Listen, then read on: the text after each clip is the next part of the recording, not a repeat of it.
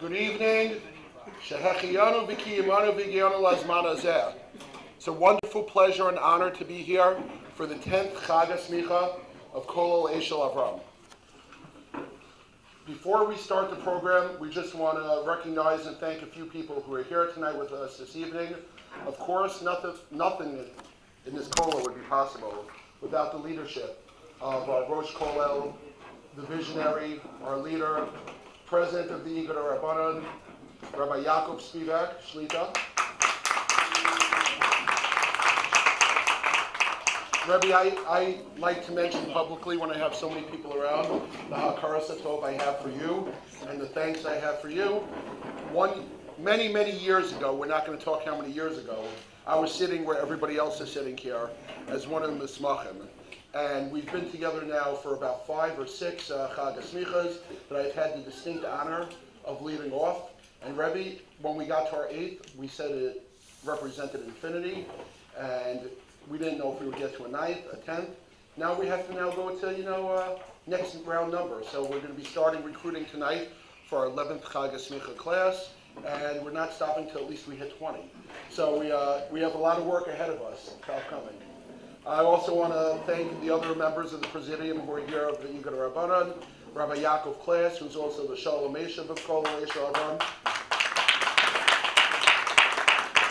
Rabbi Dr. Hananya Elbaz Shlita, who is not only a principal but a wonderful educator of the entire Sephardic community. Thank you for coming. We'd like to also recognize, of course, our Executive Vice President, Rabbi Mendy Marachnik, our Director of Development, Rabbi David Katz, our host for the evening.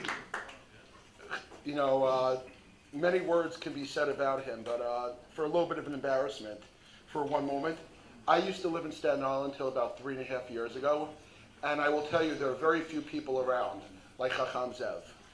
His love for every Jewish person is unmatched, and he's proven it again tonight by opening up his shul, by opening up his kehillah, and to be an active participant not only in Staten Island Judaism, but in New York Judaism, but Judaism around the world. And we're very lucky to have you as a member of the Rabbi, and thank you so much for hosting this evening. Thank you.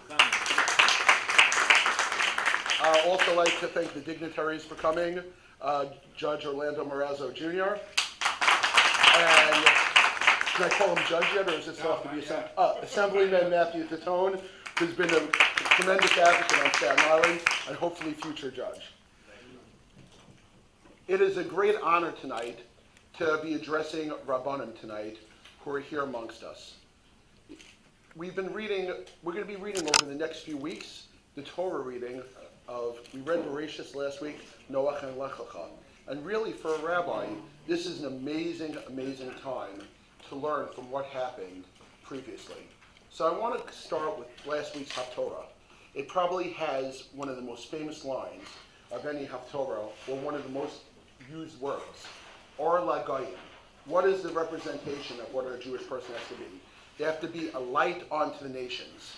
As being a rabbi, it's not alone to sit in your own little corner. But what you really have to do is you have to be out there and advocating and work upon everybody. It's not okay to sit in your own corner. You have to be a light onto your own nation, a light onto the entire world, and really to be an example for what everybody else. Another famous colloquialism that's put in last week's Parsha and Bereshis is when Cain kills Abel.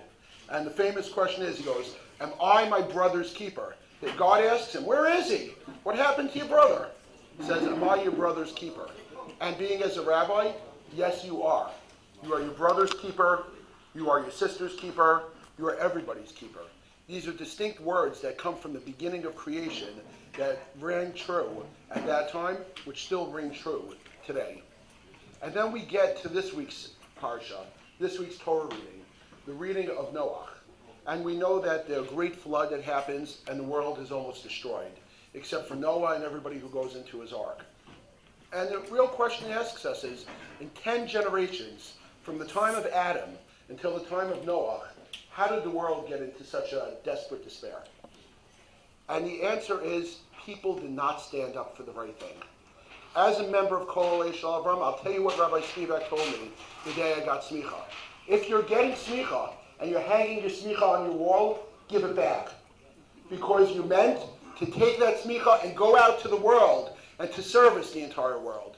It's very nice tonight that you're commencing and you're getting a smicha, but lo and behold, this is very beginning. That's what a commencement is. It's the beginning of the next steps of what you have to do.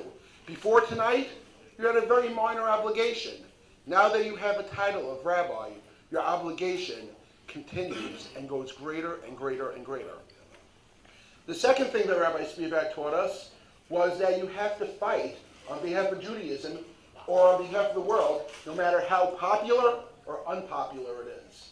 You know, unfortunately tonight, I don't have my PowerPoint presentation that I've done in quite a few other Chag HaSimchas, where we see that Rabbi Spivak was advocating on behalf of Torah Judaism and on behalf of the world long before it was something popular to be part of a movement. He created his movement. Before there was any movements out there, whether it be equal rights or Me Too, Rabbi Spivak was out there fighting for behalf of Jewish causes and fighting for behalf of people who are, were not treating other people correctly. Now it's very politically correct to do this, but 35 years ago, he almost got arrested a few times. Thankfully, he didn't, but he was always fighting on behalf of true Torah Judaism. And the third thing that Rabbi Spivak always told us is that you have to be humble. When you're doing this, you can't do this for your own kavod, for your own glory. If you're going to be doing it for your own glory, what's going to end up happening? You're going to end up failing. You're not going to succeed when you do something for your own glory. One who chases after glory, glory doesn't attain them. But one who does it very quietly, or sometimes very loudly, not on their behalf, the glory tends to come to them. Rabbi Spivak, are we over 200 mismachim collectively? Over 200 leaders, I might even dare to say 300 leaders, are out there today because Rabbi Spivak has ordained them. Rabbi Spivak has worked on their behalf. And Rabbi Spivak, you have more than 300 people you've ordained. Whether you've been on the radio and been teaching the entire world, whether you've been sitting and writing articles for many years in the Jewish press and everything, we could take a great lesson from our Rabbi, from our teacher. Number one, be a light unto the nations. Number two, you are your brother's keeper. And number three, stand up and be counted. You're not just going to be able to sit down. And if we could really partake in these lessons, we also have a great ability to move the Jewish cause and the greater world forward. I'd also like to acknowledge a few other people tonight. Rabbi Yoshua Hecht, one of the presidents of the Igad Rabbanan, Rabbi Ayshel Malik, Jewish Task Force, right? Orthodox Jewish Task Force, and a prestigious member of the Igad. Rabbi Wiener, who's the head of the Aleph K, who is Igad's Kashrus organization. And Rabbi Mark Meir Appel, who is the head of our CAPS, and a great advocate on behalf of the Igad Rabbanan. He's always hiding in the corner, never to be seen, but always to be heard. So it is my great honor to wish our mismachim, who are going to continue to grow on behalf of Torah Judaism, to be an advocate. And we're going to speak to you later, but the other hat that I wear besides wearing Kollel Ayshel Avraham hat is also I'm thankful to be the director of the Igad Rabbanan, the Rabbinical Alliance of America. And I will be handing everybody else out an application at the end of the evening. As important it is to be a leader, it's also important to be a part of an organization and to be counted. So we really look for your participation to turn that membership list from over 950 Rabbanim, 950 member rabbis. Maybe tonight we'll get closer to 1,000 if we get more participation. And really, and we'd like to also thank one of the most important people who are here tonight, and that's the Rebbitzins, the wives, the mothers, everybody who is really taking the opportunity. We get a chance to go out at night. We're working on behalf of Yiddishkeit. We're working on behalf of everybody. And what happens? We pretend like nothing else is happening at home. And we can only do that because we have wonderful wives, wonderful mothers, wonderful family support. So a big yasher koach, a big thanks to all the family who makes it possible on an everyday basis. And at this point, it's my distinct pleasure to hand over the microphone to somebody who's going to be less winded than myself. Rabbi Mendy Marachnik, the Executive Vice President of the Igar Rabbanan, and I might say my partner in crime here for Kollel Ayshel Avraham, in a good way.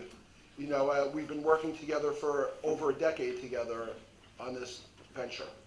Thank you so much, and Rabbanim, may you continue from strength to strength.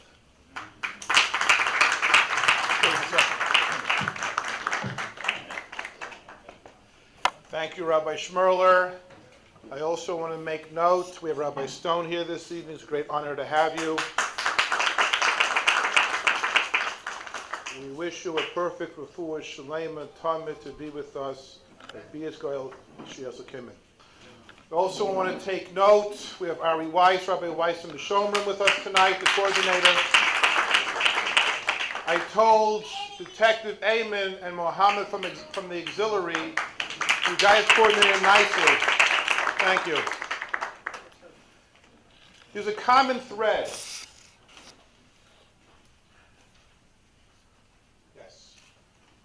I asked him to sit up front. He didn't listen to me, so my head is calculus off. Our great friend, but Pesach learner.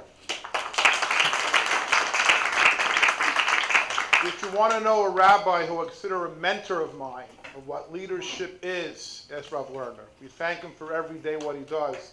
That with the coalition, together with what he does, the Klal Yisrael Alderman. Thank you, Rav Lerner. There's a great common thread here tonight. We have Rabbanim. We thank Paisim B'chor Asanya. We thank our host Rabbi Zev, Hacham Zev. We have a judge with us, Justice Marazzo, acting supreme with the Lord's help, making full supreme on November 6th. A great assemblyman, a friend of the community, a friend of all Staten Islanders, Matthew Tatone. Gentlemen, please rise for a second.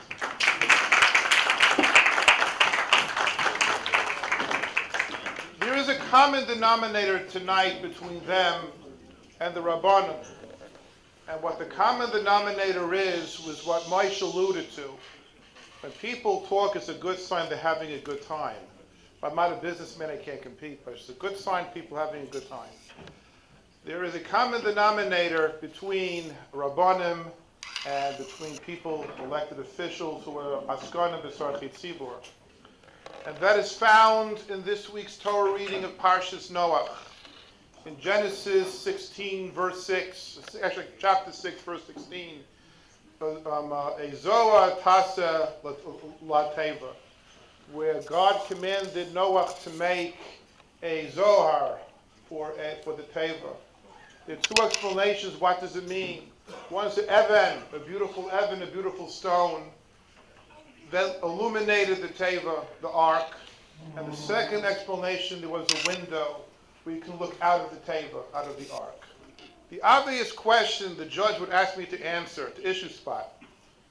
Noach was fleeing the flood in the boat, in the Teva. It's not on ferry, such a very, very large boat. And when he's fleeing the boat, what utility did this window or this gem, this great jewel to illuminate the ferry, the boat, the Teva, the ark, help him with? At first glance, it's not necessary for construction. It doesn't help with safety specifications. The answer is, I saw in the Teres Mordechai, that it's not a contradiction. And the Teva, the ark, needed to have this window or this stone. One important lesson. As great as Noach was, and he has a whole Torah portion named after him. That itself is an accomplishment. But he had one flaw. His flaw of Noach was that he had a philosophy. I keep to myself. I'm not going to harm my friends. However, the flaw with Noach was, it's not good enough to say, I'm not going to cause crime, I'm not going to cause mischief, I'm not going to cause mayhem. I'm going to be a good gentleman and a good person. The criticism is, Noach, had you only taken that light and looked out the window and spread the same privileges that you enjoy in the Teva, this whole mabul might have been avoided. And that's the problem. A great leader who has a smicha and your certificate of ordination hangs, as Rabbi Shmerla quotes Rabbi Spivak, in your living room to show and tell of an ordination certificate how intelligent I am, does no one any good. But if you take that smicha and it lights up as a window, and you see a responsibility to help your fellow person, your fellow yid, your fellow person, then that smicha is accomplished. It becomes the window, the jewel, to correct things. And that's the common denominator of the elected officials, the judge, the assemblyman, with the rabbanim, and the igat rabbanim.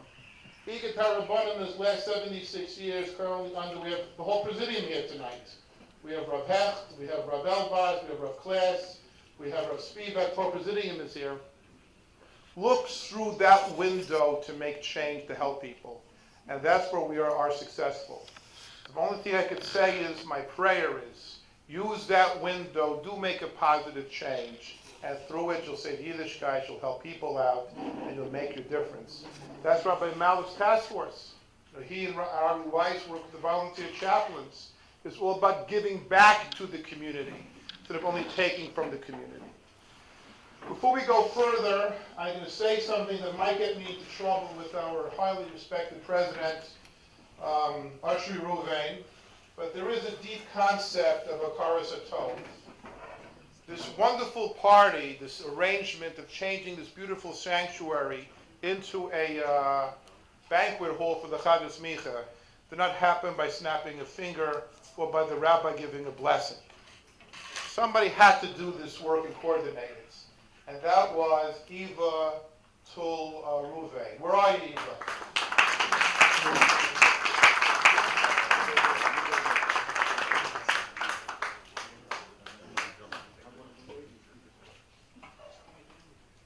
Small token of our appreciation. Thank you.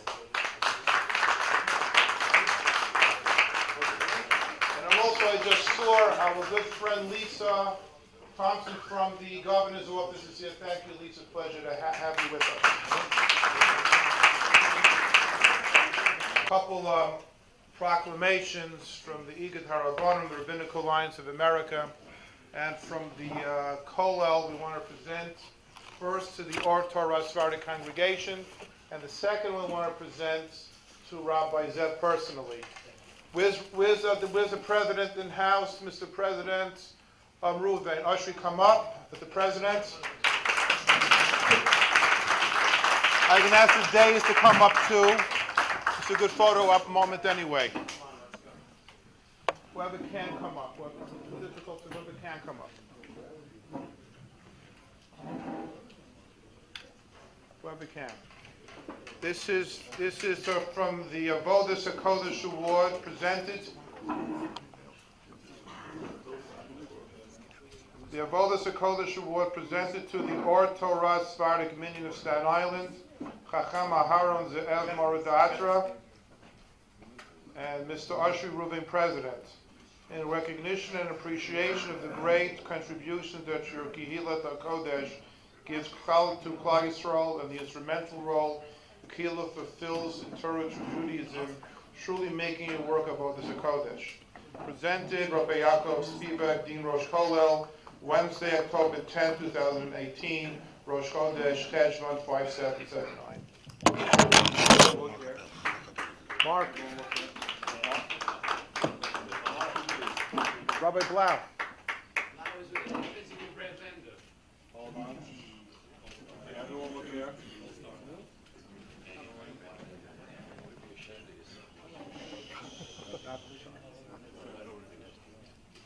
Everyone look here. 1, 2, 3. Look here again. 1, 2. One more. 1. Okay. Everybody, please stay where you are. There's one more presentation to make. I'm going to give the president to take it back as soon as I'm finished. Of course, I don't want to be responsible past this point for it. Where's Chacham Zev? Center. Again, this is an Avodas HaKodesh Award to Rabbi Aharon Ze'ev Moradatra, the Torah Sephardic Minyan, in recognition and appreciation of the great contributions to Torah, the Rabbi, and Yiddishkeit in Klal Yisrael, presented at the 10th Chag HaSimcha of Kollel, Ayshel, Avraham. Today, on the 10th of October, Rosh Chodesh Cheshvan, 5779.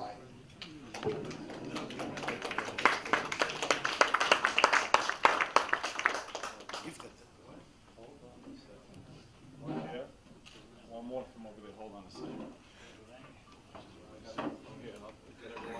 Look here. 1, 2, 3. One more. Okay. Put this, give this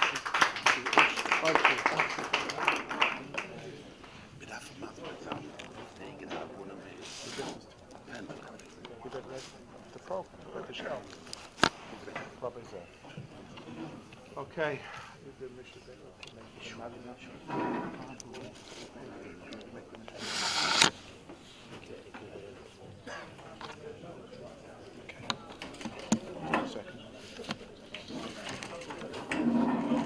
עכשיו טוב.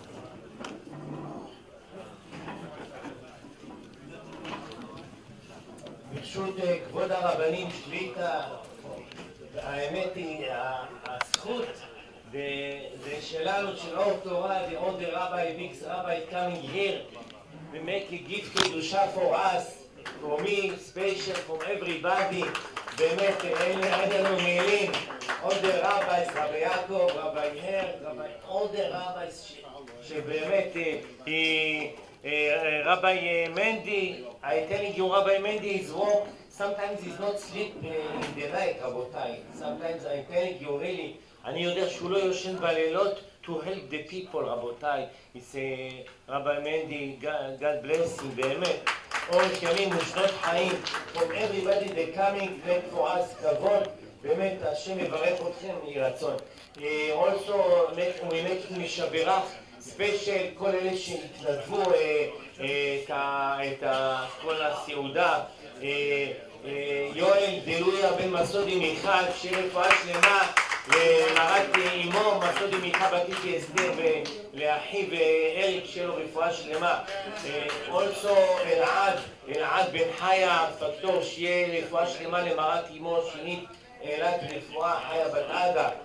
אחרון חביב, אושרי ראובן, the president, רבותיי, is also not only money, brings the money, also, אני הייתי כאן 5 times today to see the books, ללמוד, כל פעם שבאתי all the time I'm coming here, אני ראיתי אותם עובדים, הוא ואשתו, איפה מחוות הכפיים, all the time, הייתי כאן 5 times רבותיי, כל פעם שהייתי הם היו מסדרים, he's not go to job today. הוא רק דאג איך לסדר את כל הזה שהכל יהיה טוב. השם give him from the parents, לדוד ראובן בן דורית שלו רפואה שלמה, דורית בג'ורה, אין הרפנה להם, הרב ירון ראובן, כל האחים שלהם רפואה שלמה, פרנסה טובה בכל הישועות. וכן יהי רצון ולומר אמן. Only a few words רבותיי, tomorrow night זה הוצאת של מורנו ורבנו, עטרת ראשנו רבי עובדיה יוסף בן גורג'יה שליטה, שזכותו יגן בעדנו, אמן, tomorrow night. אני הייתי הסטודנט שלו all my life. I want to tell you שאני באתי לבקש ממנו שיבחן אותי, to make for me test, I think, about the קידושים. אז אמרתי לו, maybe it's גאווה חס ושלום. אם אני לוקח תעודה, maybe certificate, it's גאווה, maybe it's not good. הוא אומר לי, no, it's artistic. אם אתה תקבל תעודה, אתה תלמד יותר. You study more. ואני אומר לכם, היום הוא צדק, זכותו יגן עלינו, אמן, רבי עובדיה יוסף בן גורג'יה, אמן. אני אומר רק few words, כתוב, לב טהור ברא לי אלוהים, ורוח נכון חדש בקרבי. לב, it's בית למד בית. התורה מתחילה beginning עוד בית, בראשית ברא אלוהים את השמיים ואת הארץ. We finish, התורה מסתיימת באות למד, לעיני כל ישראל. אז אני אומר, כל מי שרוצה שיהיה לו לב טוב, לב טהור ברא לי אלוהים, is must to learn Torah, to study Torah, it's לב טהור ברא לי אלוהים, ואנחנו אומרים גם ברא, בראשית ברא אלוהים את השמיים ואת הארץ. ברא, it's אותיות רב א', אז רבי יעקב give from the רבנים, is big זכות, שהשם give him אורך ימים ושנות חיים, רפואה שלמה יהי רצון, אמן. Also, אנחנו אומרים בפרשה של השבוע, נוח איש צדיק היה בדורותיו, את האלוהים התהלך נוח. What have הבדל בין צדיק לתמים? What's the difference? תמים, צדיק, it's like יוסף הצדיק. הזכית בברית מילה. For that we say, יסוד, יוסף הצדיק. Also if somebody, מי שלא גוזל, מי שלא גונב, מי somebody straight, is בן אדם צדיק. What is this תמים? תמים תהיה עם השם אלוהיך. תמים, it's תמימות. Believe the parnasa from Hashem, everything there we pass, everything there Hashem, believe in all the Hashem, everything, it's תמימות. להאמין בהשם אמונה תמימה, זה תמימות. אז אני אומר, נוח מצא חן, this is הפרשה, למה נפלה השבוע? אני אומר, זה בשביל הרבנים. מי שרוצה becoming to rabbi, הוא צריך להיות גם צדיק וגם תמים. למה? כתוב 3 פעמים, נוח היא צדיק היה בדורותיו, את האלוהים התהלך נוח. 3 פעמים, אז חז"ל אומרים שנוח לשמיים, נוח לבריות. הרב צריך להיות גם נוח, סבלן, אלת פיישן. הרב צריך לדעת איך לענות לכל אחד. Sometimes I'm telling you, maybe secret, חכם עובדיה יוסף, עליו השלום. Few times I ask him, what the rabbi think about the halachot? Few halachot really very difficult. הוא אמר לי, I'm telling you, this is halakha, I speak only for you. No say from everybody what I'm telling you. צריך אמר לי הרב עובדיה יוסף, מנוחתו בגן עדן, בקודש הקודשים. הוא אמר לי, אל תגיד, no say from everybody. למה? כמו שהגמרא אומרת בעצמה, יש הלכה שאומרים ודורשים, יש הלכה שאומרים ולא דורשים, יש אומרים ברבים, יש אומרים רק אם somebody ask you say, תלוי באיזה מצב, הרב צריך להיות לו שולחן ערוך 50, to know who is speak with you, מי זה האנשים, מי זה הקהל, each קהל, each ציבור, it's different sometimes, צריך לדעת איך לענות, אם אתה תענה לכל אחד לסר, חס ושלום, it's danger, צריך לדעת אם אתה מדבר עם תלמידי חכמים, it's another הלכה sometimes, ואם אתה מדבר עם בעלי בתים, it's different הלכה. אני רק רוצה לומר לכם משהו שהרי כתוב, הגמרא אומרת במסכת חגיגה, everybody know that אין דומה, לומד 100 פעם ל-101, לומד פירוקו 100 פעם ל-101. אז everybody know מה שהגמרא שמה אומרת, לך תלמד משורה של חמרים, מי שמזכיר, טורנט, אז אם הוא מזכיר ל-101 פעם, more one time, it must pay double. אבל this is לפי הפשט. כאן הבן ישחי עליו השלום, say something very very interesting, רבותיי, מה ההבדל בין 100 ל-101, big different, על פי הקבלה, אני משאיר את זה פתוח, מי שיצא אחר כך לעיין, את הבן ישחי מביא בשם הארי עליו השלום. הוא אומר כאן, אין דומה פרקו שונה 100 פעם ל-101, הוא אומר, הרי מיכאל, שר ישראל, מיכאל גם also is שר התורה, everybody must know, מיכאל is שר התורה, מיכאל what's number? 101. אז אומר, אם somebody, מי שרוצה לזכור, אומר הבן ישחי, אני קצת, אנחנו מהפמילי של הבן ישחי, אז יש לי את הזכות גם, מור אבי עליו השלום, for that יש לי את הזכות גם לומר את המילים ממנו, אז אומר מיכאל שר ישראל, אם אדם רוצה באמת לדעת טוב, הוא חייב, is must to learn no 101.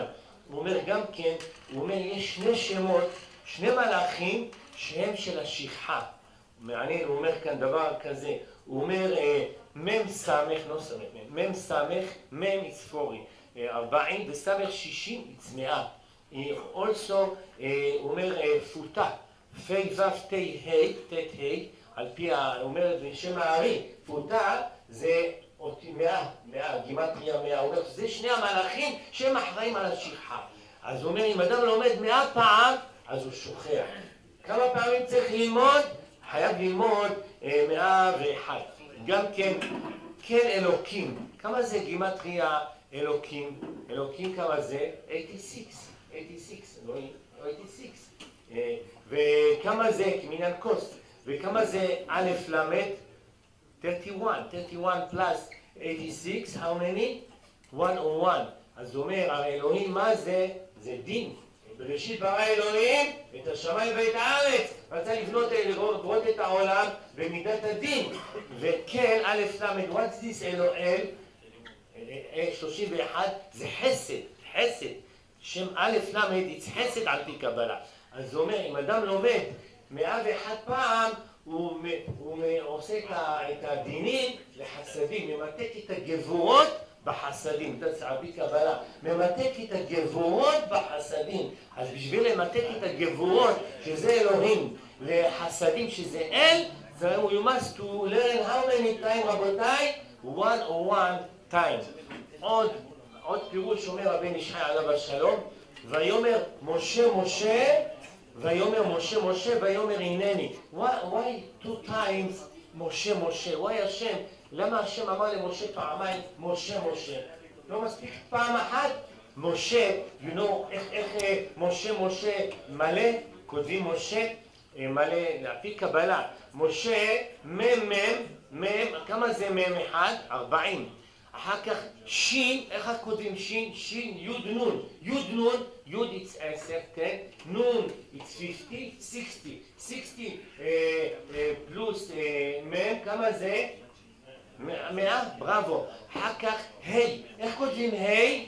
היי במילוי אלפים. יש במילוי יודעים, במילוי אלפים, על פי קבלה, כאן זה במילוי אלפים. א' פלוס 100, how many? 101. אז אומר הבן איש חי, השם אמר למשה, משה משה, you double. מה זה דאבל? פעמיים. משה משה, אתה פעמיים 101. למה 101?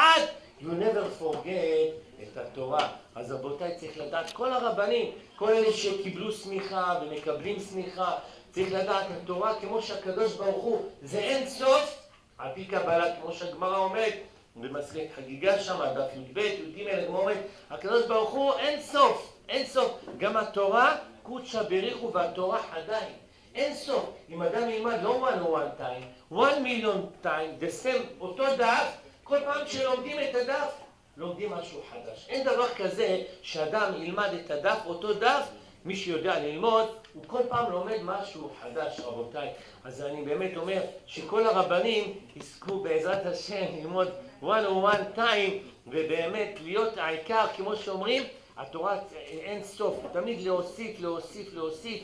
אז בעזרת השם, שזכות כל התורה והרבנים שבאו לזכות אותנו, באמת אני עוד הפעם רוצה לומר לכם, רבותיי, אושר ראובן, באמת אני אומר, מקצת שבחו, הוא יום ולילה עובד בשביל הקהילה. הוא לא יושן בלילות, כל הקהילה מה שאתם רואים, אני לא רוצה אומרים מקצת שבחו, אבל זה זכות שיש לו, והקדוש ברוך הוא ייתן לו אורך ימים לאשתו, אביבה בצרה, שבאמת כל היום היא עבדה מהבוקר עד עכשיו, תדעו לכם, היא לא נחה דקה, עד בשביל שנזכה, תזכו למצוות, ובעזרת השם בשמחות ורפואה שלמה אצל כל אלה שבאו, תזכו לשנים רבות ללמוד את תורות, אמן, אמן, תזכו למצוות.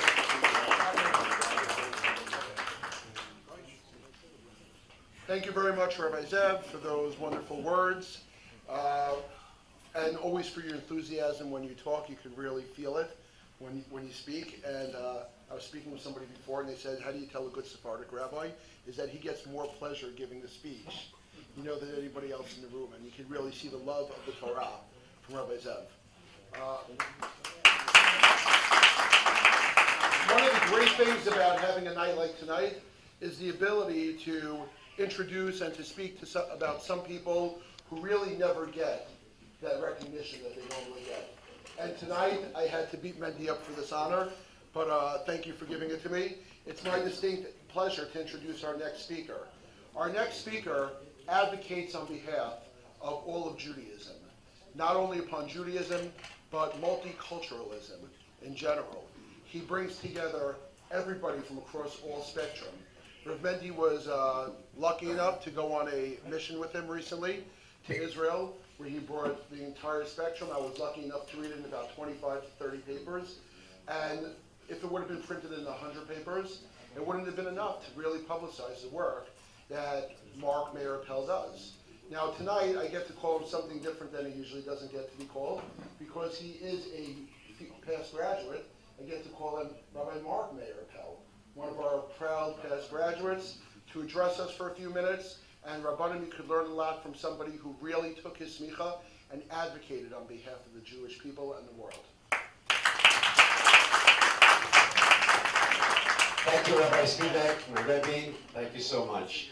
It's been a long time, a long journey, and we spoke earlier, and you have hundreds and hundreds of musmachim over this decades of. So mazel tov to you, and mazel tov to all the graduates, and mazel tov.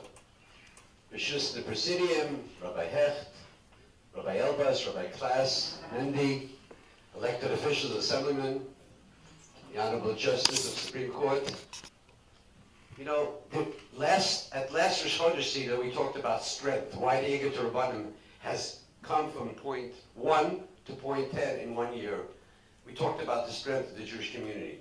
So I just want to, last week, this Motzei Shabbos Saturday night, I went on radio and I did a controversial show. I talked about the effect that the Supreme Court will have on the Jewish community and other religious communities as well. And then I talked about what to expect, and then I also talked about, do Orthodox Jews have to fear of the new progressive movement, which is in most cases a little bit out of control. Even for Democrats, it's a little bit out of control. So what did I say about the Kavanaugh, which is the most controversial political story of the century, this thing? What do we learn from the Kavanaugh? First of all, on radio I said as following. We live in the state of Israel with 8 million Jews, surrounded by hundreds of millions of Muslims, most of them peaceful. There are some that are unpeaceful and try to attack us. But we don't live in fear in Israel. Mandy, do we live in fear? We walk the streets. We walk the streets with Muslims, with Arabs, with Jews. We all walk peacefully, right? So we have nothing to fear in Israel. So I want to reassure you, as far as the legislative agenda of our organization, CAPS, which is part of it, I guess we're waiting for the election results November 6th before we start coming to Albany and hitting on you guys, and before we start advocating for special needs. There's a lot of issues on the table, but we're just waiting for the elections so we know who to hit on, you know? But basically, we should know, no matter what happens in the process, no matter who wins in the election, no matter what progressive, anti-BDS, anti-Semitic person operates, we will survive.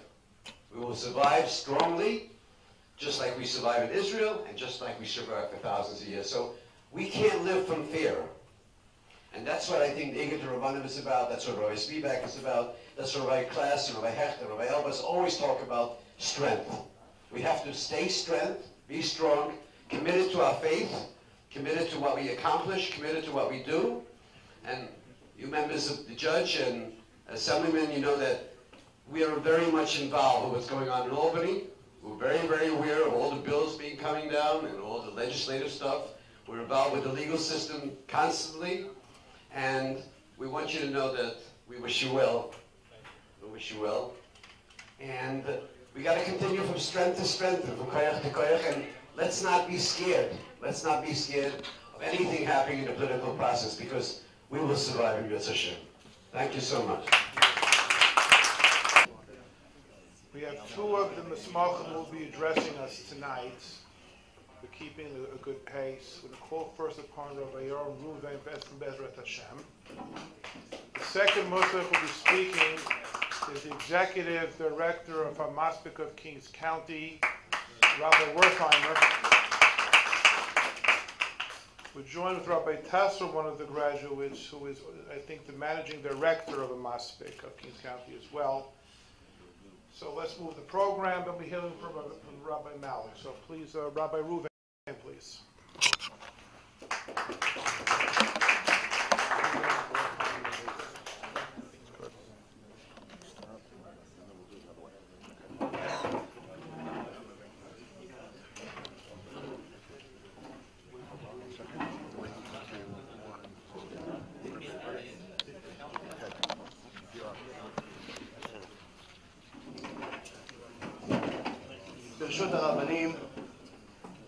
Thank you very much for having me. Baruch Hashem, it's a great pleasure to meet everybody all over again. and be part of an amazing organization where we read in Tefillah every day. Abaye says, Anshe Emunah Avad, where in a generation of the Bet HaMikdash, there was a destruction because there was no Anshe Emunah. And Chazal asks, what do you mean Anshe Emunah? What, people didn't believe in Hashem? How could it be? They saw a miracle every day. Imagine, you wake up, you see a miracle. You go to sleep, you see a miracle. In the afternoon, you see a miracle. There's miracles all day, all night. There's a ish, there's a fire coming from Shamayim in the shape of a lion to eat the korban. That's not enough to have emunah. So what does it mean, Anshe Emunah Avadu? The Gemara in Masechet Shabbat, Daf 55, 56, talks about it a few times. It says that in the generation of the Bet HaMikdash, originally Hashem wanted to punish the wicked and reward the righteous. But for the first and last time in history, he had to change a decree.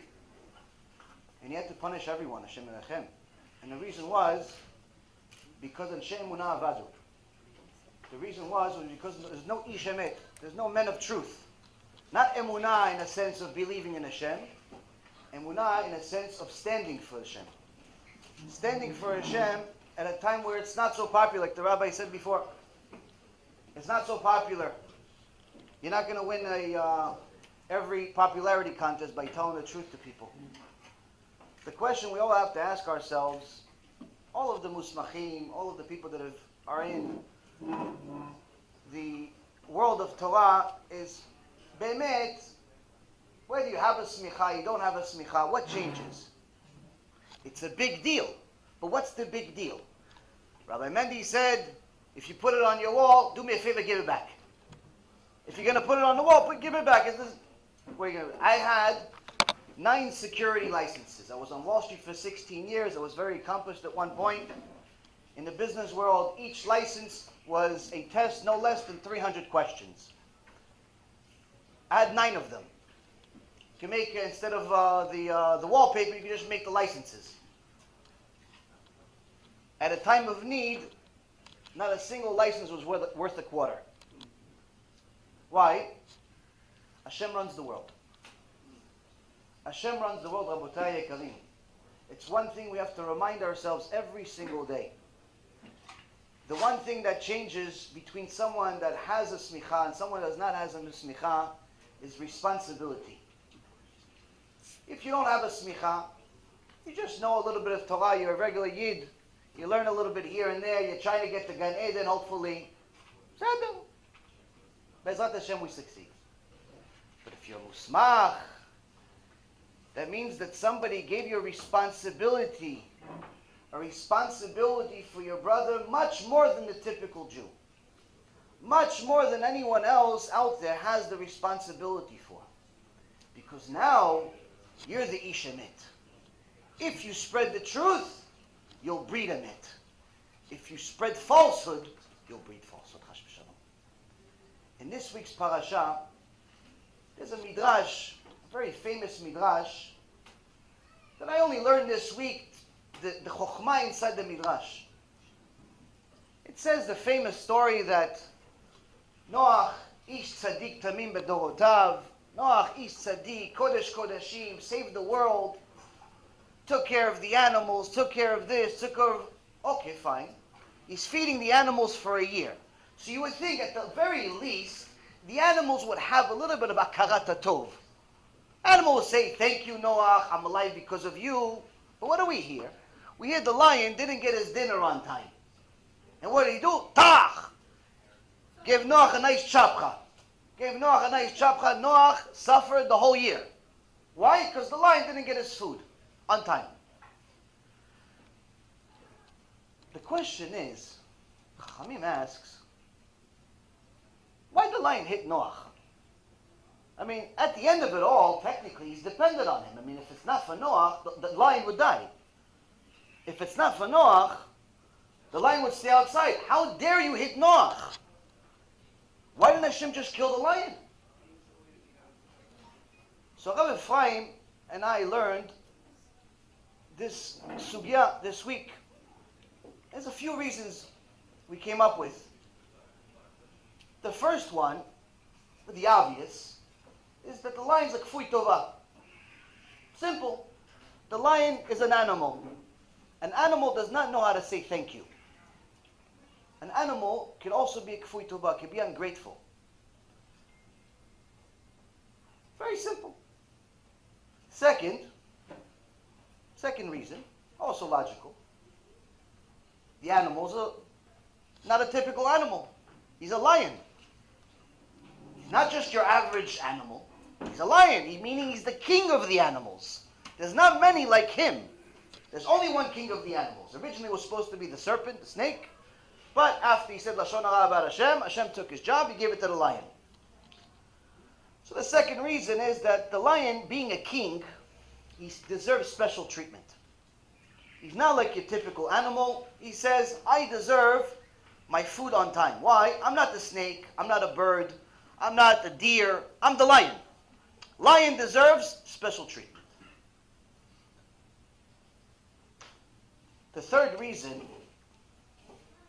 is that at the end of it all, the lion's a lion. He's not your friend. This is the mashal. The nimshal Rabotai Yekarim is that a Rav needs to know if he's going to do Zikui Arabim, if he's going to talk to the public, whether in a Keynote or in speeches like we tried to do for the last 5 years, he has to tell people things that sometimes they like to hear and sometimes they may not like to hear. But he's not allowed to not say it because people don't like it. He's only allowed to say it because it's emet. He has to be a lion. Now sometimes you're going to spend an enormous amount of time helping people as a Rav. An enormous amount of time. They're going to call you 2 o'clock in the morning, you're going to pick up. They're going to ask you for help, you're going to help. They're going to ask you for all types of things that they don't have even the courage to ask anybody else. But you're going to do it. Why? Because Anshe Emunah Avadu. You don't want to be one of those people. You want to be Ish Emet. Ish Emet is Emet all the time. Even when it's not comfortable. And sometimes you should know that those very same people you're going to help, you know for sure they're not going to be grateful in the end. You know for sure they're not going to be grateful. But you still got to do it. You still got to do it even if you know for sure they're not even going to say thank you. Why? That's your job. That's what you signed up for. The second thing is, Arav Kalmanovich says that the lion, he's not just a regular animal, he's a special animal. He's the king of the jungle. He's the king of all animals. The king deserves special treatment. An Ish Emet is a special Ish. In a generation of Mashiach, in a generation where the Gemara in Masechet Sotah, page 49b, says that the Emet will be hated. People will hate Emet. Chutzpah tizgeh. There's going to be an enormous amount of chutzpah. Meaning, you see somebody that's a chutzpah, and you see somebody that's rude, oh, he's bringing the Mashiach. This guy's chutzpah, oh yeah, he's bringing the Mashiach closer. Why? There's going to be a lot of chutzpah. People, women want to be rabbis, men want to be women. Hashem Yachem, what people want to do today. You have to ask people. You have to ask their gender today, because sometimes they don't know themselves.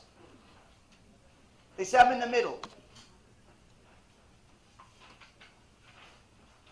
When you're an Ish Emet in this generation, you're the special lion. Why? There's not many like you. There's not many good Rabbanim in the world. There's only one. There's not many organizations that are willing to stand for the truth. There are many organizations, Baruch Hashem. There's a lot of Torah in the world, Baruch Hashem. But there's not many people that are willing to stand for the truth, even if it costs them a ton. There's not many.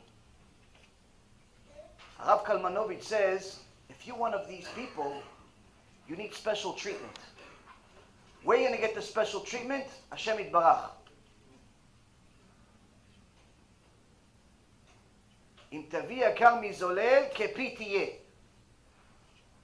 The prophet Jeremiah says to Am Yisrael, if you bring a righteous person who used to be a luggard, used to be a glutton, you bring him back to me, you'll be like my mouth. What does it mean you'll be like my mouth? Rashi al Makom says, Hashem Yitbarach told Am Yisrael, I created the world. I created the heaven and the earth and everything in between. I say something, it happens. You will be the same. Why? You bring people back to me. You bring my children back. If you just want to collect money, I suggest you go to Wall Street. But if you want to bring Jews to Hashem and get special treatment, or your kids get married to tzaddikot, tzaddikim, Parnasah will always be on time, you're never going to lack anything. Many people make a lot of money, but very people have bracha. You want that bracha? You need kepitiyeh. Last but not least, Rabotai, the last part of this sugya, we thought that the lion represents the king. Hashem Yitbarach is the king. A person can be a servant of a king for 70 years, perfect, never messing up, always serving dinner on time, always doing whatever he needs to do. But one time, just one time, instead of giving the king what he wanted, he had a bad day. His wife yelled at him, the kids failed at school, something happened on the way to work, he had a flat tire, he's really in a bad mood. So he decided, when the king told him, listen, can you bring my dinner, can you bring my lunch, can you bring my something? Instead of bringing him his something, he just decided to spill it in his face. King says, Gzar din mavet, Hashem Yirachem. He says to the king, but Your Highness, I've served you for 70 years perfect. For one thing, I did one thing wrong, one thing. That you're going to judge me on one thing, and you'd forget the 70 years? The king's response is, yes, for one thing. Why? I'm the king. I'm the king. Am Yisrael, Baruch Hashem, has survived many wars, many pogroms, many inquisitions, many holocausts. Looking at the Midrashim, you see that the Holocaust was horrible, but what happened at Bet Mikdash was even worse. All of it happened when we get away from Hashem, when we got away from the truth. We had millions and millions of Jews fight for what truth? What did millions of Jews sacrifice their life for? What we say every day, a couple of times a day, Shema Yisrael Adonai Eloheinu Adonai Echad. Now if you think about it, the Goyim, they don't really have much of a problem with the whole statement. Shema Yisrael, they don't care if you say it's your God, it's their God, they don't really care about that. Hashem Elokeinu, they have no care in the world. You say it's your God, their God, makes no difference to them. What do they really have a problem with? Rabbi Ephraim has a phenomenal chidush. He says they only have a problem with the Echad. That's it. And not only with the whole Echad, with the Dalit in the Echad. Why? Because they say, Shema Yisrael Hashem Elokeinu Hashem, no problem. They have a problem with the Echad. They want to do it Acher. If you say, oh, he's God, no problem. We just want other gods too. We want J.C. Penney, we want Muhammad, we want Buddha, we want all this Go'an Nefesh in the world. We want all of that to be God also. We want money, we want gold. All of those people, all those things are going to be God too. And Am Yisrael has been a Moser Nefesh. Am Yisrael has been sacrificing their lives, willing to die for that Echad, for that Dalit. But in reality, Rabotai, everyone knows that there's a very, very small difference between the letter Resh and the letter Dalit. Meaning it's not even the whole Echad that they have a problem with. It's the little chupchik, that little difference between the Dalit and the Resh. Meaning 1 point makes all the difference. 1 point. If you're going to serve the king, you always have to remind yourselves, and I'm talking to myself now, everything depends on 1 point. Whatever you're going to do, be a Moser Nefesh. Sacrifice. Why? That's the point. That's the difference between a Yid and everybody else. Be'ezrat Hashem, Rabotai Yekarim, we continue to lezakot et harabim, We continue to bring Am Yisrael back to Hashem like Hashem wants. We have an enormous amount of beautiful Torah in the world. Our organization, Be'ezrat Hashem, that started only a couple of years ago, has been doing everything possible to publicize Torah. We have a couple of thousand shiurim already online with millions of views. Baruch Hashem, myself, Rabbi Ephraim, many of the Rabbanim. I have one of our recent newsletters that we published. We started publishing a few months ago for anyone that wants. I brought some here extras. Shows all the different Rabbanim that work with us. Any of the rabbis that want to be a guest writer in the one of the Alona Kodesh, we call it, one of the newsletters, please, we'd love to have you. Of course, we'd love to have the Rabbanim if they want to contribute, if they have the time. We also help publicize a few books, which I wanted to give the gifts to the Rabbanim, Rav Spivak. We have 3 different books that, Baruch Hashem, we've helped publish. Rabbi Ephraim here has a couple of books about halacha, different chidushim, but also one of the most recent ones is, of course, everyone knows, regardless of whether you're Sfaradi or Ashkenazi, everyone knows the Chidah. But very few people know the work of his rabbis.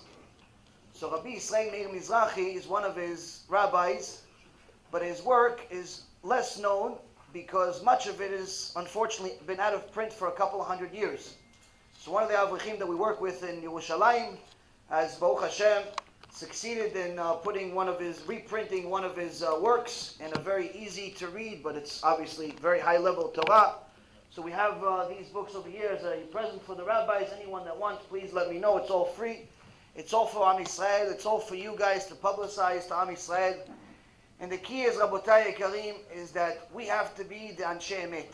We have to be the Anshe Emet because there's nobody else left. There's nobody else left. Be'ezrat Hashem, anyone that wants to be in touch with us, we'd love to come to your community, speak. We speak for free. The key is to get Am Yisrael to wake up. Sometimes we can do it by ourselves. Sometimes we need help from other rabbis. The key is if we stick together, then we can get Am Yisrael to succeed, because it's all about unity. Thank you very much for having me to School of Mitzvot.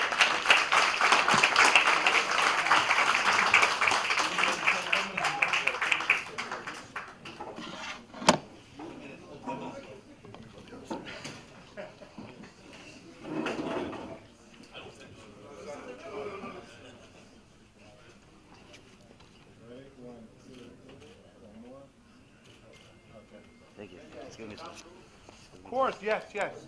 Yes, please. Ashri. My son,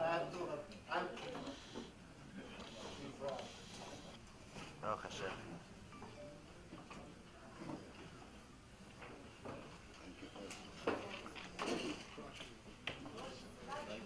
Ashri will be between. בוא אליו, בוא. Second Rabbi Zet's coming. Yeah, of course, Rabbi Zev. Where is he? Here he comes. Shoulders are not that big.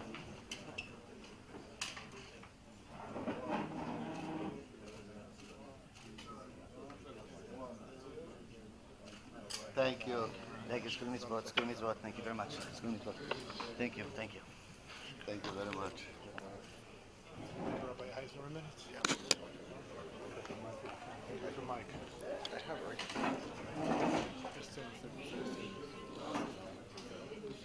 Rabbi Reuven, I want to thank you very much for your inspiring words.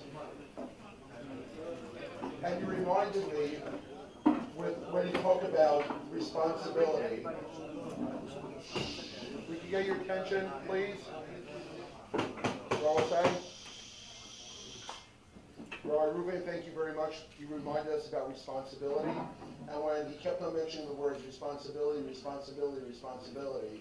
it made me think of somebody who's not here tonight, who always used to give us the words of that Harios, responsibility. And that was, of course, Rabbi Eisner. We have Rebbe and Eisner here tonight. Rebbe and Eisner, Yeah, thank you so much for coming tonight. As many people don't know, is Rabbi Eisner, I consider him one of my closest rabbanim. From the time that I was a little kid, the first person I learned Kodesh and Mishran with was Rabbi Eisner. The first person who introduced me to Rabbi Spivak was Rabbi Eisner. The first person who brought me to an Igor Rabbanim meeting was Rabbi Eisner. And it's because of Rabbi Eisner that we get to be so involved today in Igor Rabbanim and the Kollel. And we want to recognize him, thank him for the responsibility that he instilled upon all of us, and the responsibility that we push upon all of the Mismachim. It's because of his actions that everybody is sitting here tonight. So I know Rabbi Eisner is up in Shemayim, looking down, he's smiling, saying, another class of Mismachim. But he'll say, but don't forget the fifth chiluk of Shulchan Aruch. And what's the fifth chiluk of Shulchan Aruch? Responsibility. Responsibility and common sense. Seichel. You can't be a rabbi without having common sense. Another person who has also had profound, impact on the Kollel is who the Kollel is named after. Ayshel Avraham. I don't know if many of you know why the Kollel is named Ayshel Avraham, but it's named after Rabbi Spivak's father, Zichrono Livracha, Rabbi Avraham Spivak. And he instilled the vision and the responsibility upon him to teach the future generation of Klal Yisrael. So even though that they're not physically with us here today, but we know that their influence, their hashpah, that they had upon everybody sitting in this room, whether you know it directly or indirectly, and for the next Kollel, and the next Smicha class, and the next speakers are all influenced by these two people. So Rabbi Reuven, thank you for bringing up responsibility. It was a great thing to bring up. We always find the right time to speak about Rabbi Eisner. Now is definitely the right time. So thank you so much. Okay. So it's at this point in the program. I just want to pull up the official program to make sure we're still holding correctly or not. I know we're a little bit behind schedule, so we're going to only give people 3.5 hours more and we should be done. But in all seriousness, it is one of the greatest honors when we have one of our Mismachim address us, when they have responsibility within the greater Klal, within the greater Klal Yisrael. They step up to be heard. And tonight, representing the class, we'd like to call upon Rabbi Tzvi Wertheimer, who's going to also address the class. What? Thank you.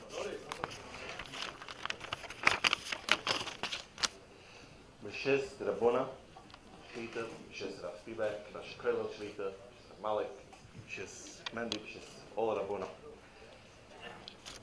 B'shes all Mismachim too. They're all Rabbona Banal too.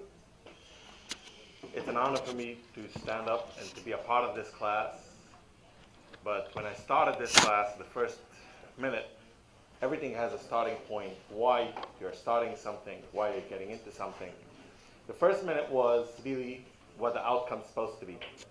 We all were looking at a point, how can we do more for Klal Yisrael? How can we do? What can we do? And how can we be greater advocates, greater at that Avodas HaKodesh? What I did not know at that time, that I will gain something else really tremendously. Just to be able to be a Talmud of that Kollel, that alone is something I learned so much, and I think I could speak of on behalf of the entire class and of all the classes.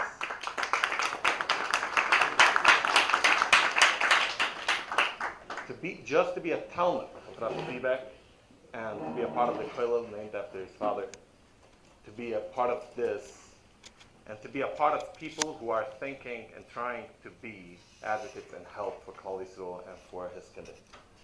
That alone is a tremendous hiss, and that hiss alone should help us all to succeed on what we are looking to succeed.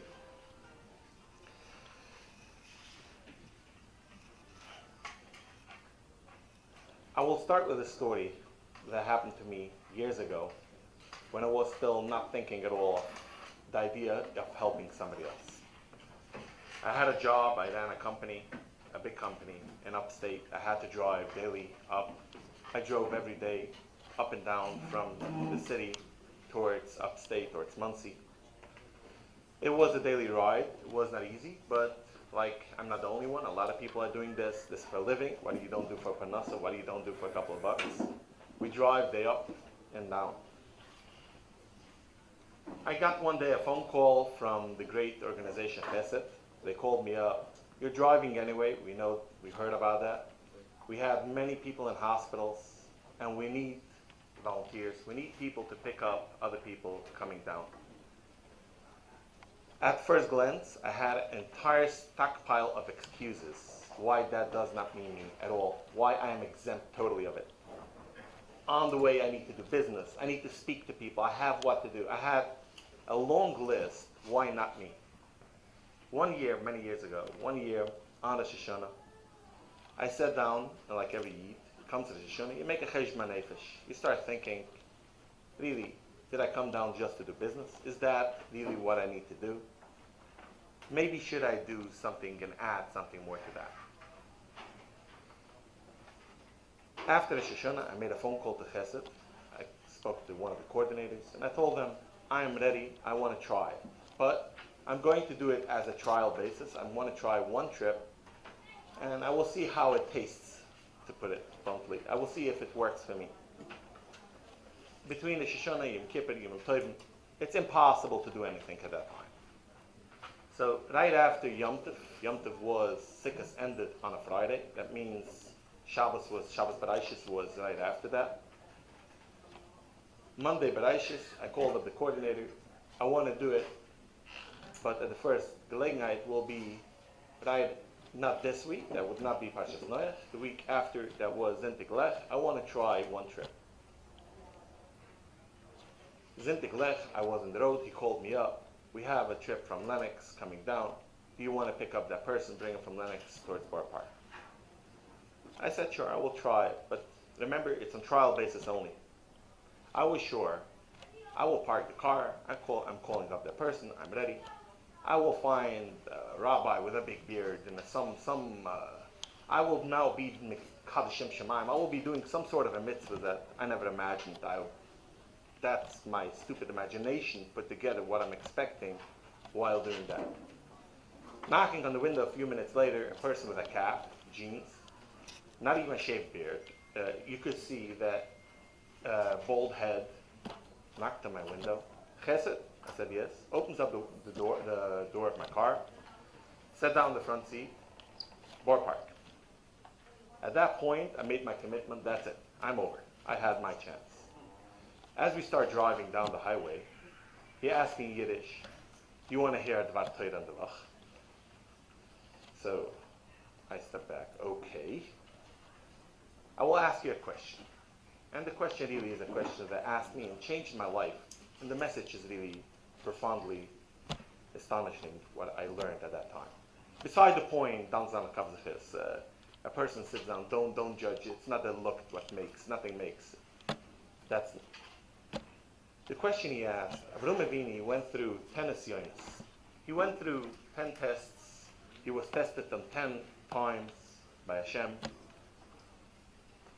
If we would sit down and try to imagine which test must be the hardest, we would for sure put that Avraham Avinu was thrown into the Kollel. He was thrown into Irkazdim, into the furnace.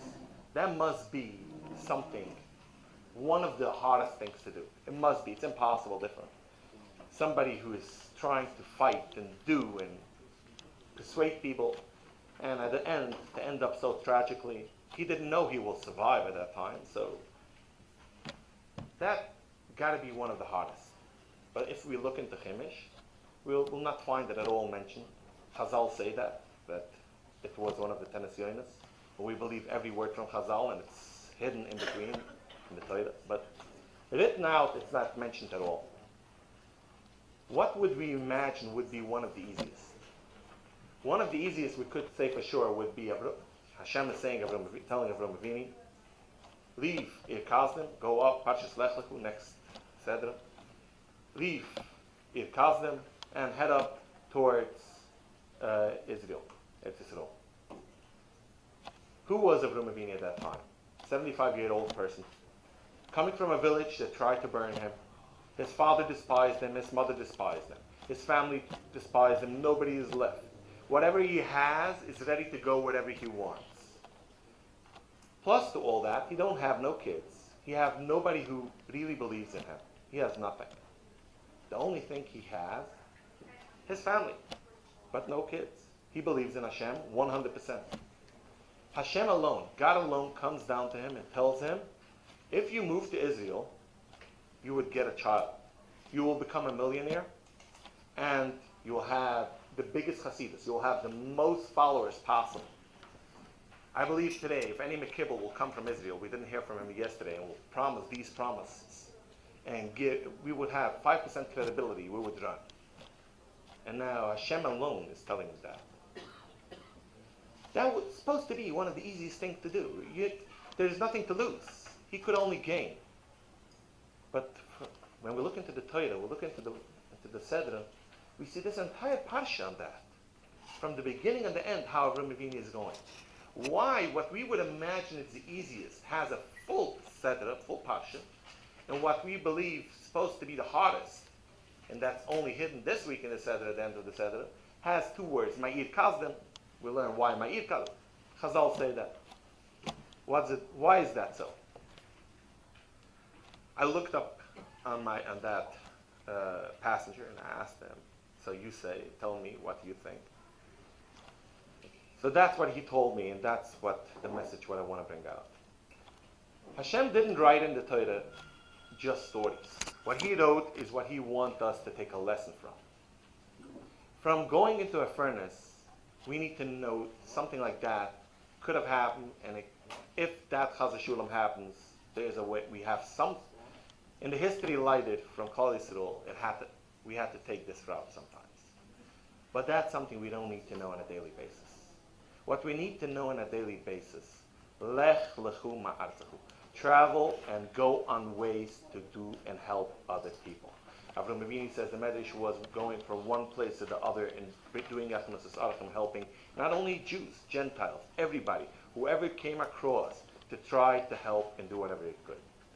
On that's why the first words next week in Rashi is Lech lechu lana'aschu eletavaschu. I promise you, if you do that, helping other people, then you will see it will be for your own benefit. And that's not written just for Avraham. That's written for us, for later on. That is the message. At that point, I made my decision. We must go in and try to help other people. And that's the reason why I started looking out how we could help people. Baruch Hashem, I had this special zechiyah from Hashem to be at that position, to be able to help people. But there's so much problems Kollel has, and so much we must do. And it's not enough. We need a lot more people to do. And everyone here is a big piece going into it. But still, to end up and to get Avraham Avinu, after all, I have seen Hanav Spivak just released his cipher now, and it's a great zechis. I read it almost from cover to cover. I could tell everybody, and I told a lot of people, I don't know if you're going to sell it or that's going to be something. There's a other way to get it, because it's beside to see from that side how much we see the Snayfish and what Kollel went through, because we could hear about crusades, we could hear from what happened in the past, but hearing from somebody who lived it and reading it from somebody, you could feel certain parts, you could feel it. It's tremendous. It really takes you at some point. But he asks in between, how really Avraham Avinu had a chance to stand up against the entire world, against the entire establishment. That's the word he's using in the cipher, against the entire establishment. It was done only because he had Mesiras Nefesh. And that's the Mesiras Nefesh that Rosh HaKollel put into the Kollel. That's the Mesiras Nefesh he wants to pass on to us. That's the Mesiras Nefesh we need to learn. And with that Mesiras Nefesh, to have Mesiras Nefesh to help another Yid, when we come in a Besmedrish, to be a Rov in a Besmedrish, to be involved in anything. The Gemara says, Rabbi Gamliel heard once from Rabbi Shia, there's two Talmidim. These two Talmidim are poor, hungry, have nothing. What did he do to help them? He called them to make them Rabbanim. He wanted to make them Rabbanim. The two Talmidim came to him and said that if you accept it, they don't want to become Rabbanim. So he said, do you think I'm giving you a covet? Do you think I'm giving you a serora, a leadership? I'm giving you slavery. to help and be involved with Yidden, to be a Reuven HaKehillah, to be a leader. It's not a leadership. Even it feels sometimes so, it's a slavery. But it's a slavery that is a chis, and it needs Mesiras Nefesh to do. And with that, if we do it, on that, Rasha ends up, La noschu letevaschu. It's a zechis, it's something that in that zechis, we should all be gebenched. We should come out more nismucham. Shloik tekushel alpi. There should never be any michshlan. Nobody of us. We need a special prayer on that. It's not easy not to make mistakes, not to make errors in judgments. And with Hashem's help, with that zechis, thank you again to everybody. We should be zoichet to the good Tzedek. Thank you. On behalf of the Rosh Kollel, he's asked us to play a message from somebody who couldn't be here tonight, Rabbi Reuven, who's one of our benefactors of our Kollel, and one of our Messiahim. So if you could just pay attention, it's literally a 3-minute message.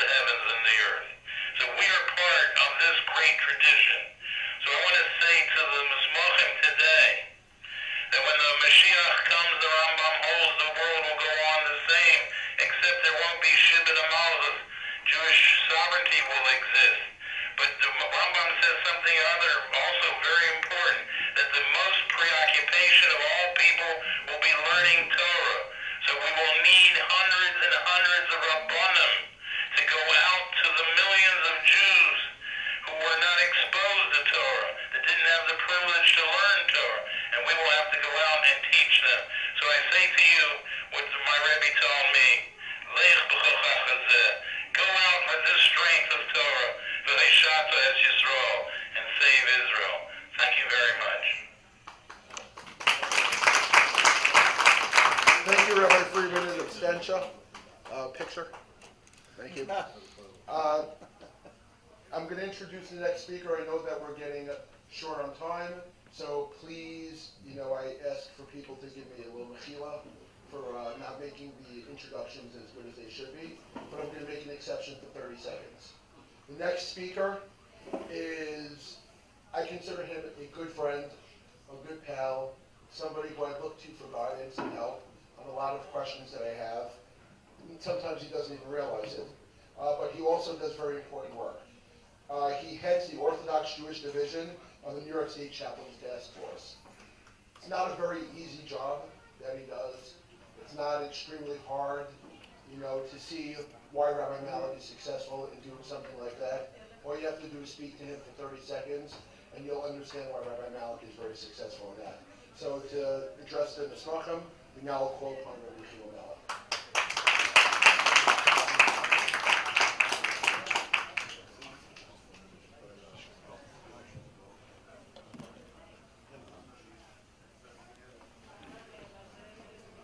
Rishis, the Kollel Shlita,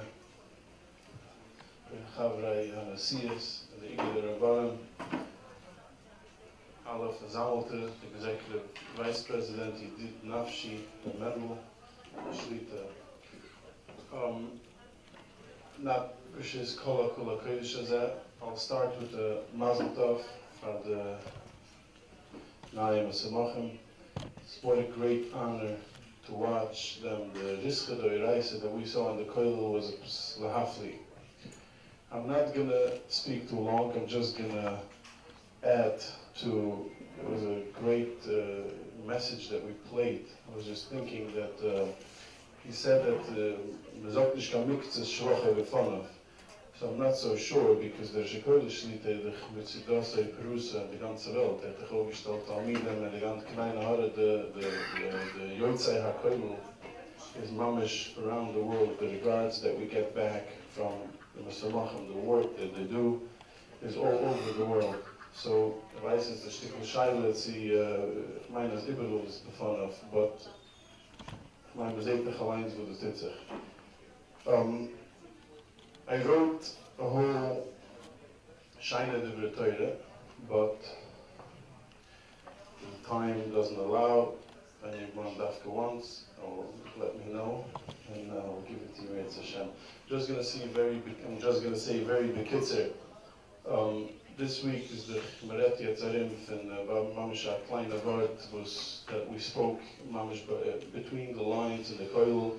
This cycle was also special, that it was quite a few Samachim from our Kollel that Mamish gave the Shu'urim. It was amazing.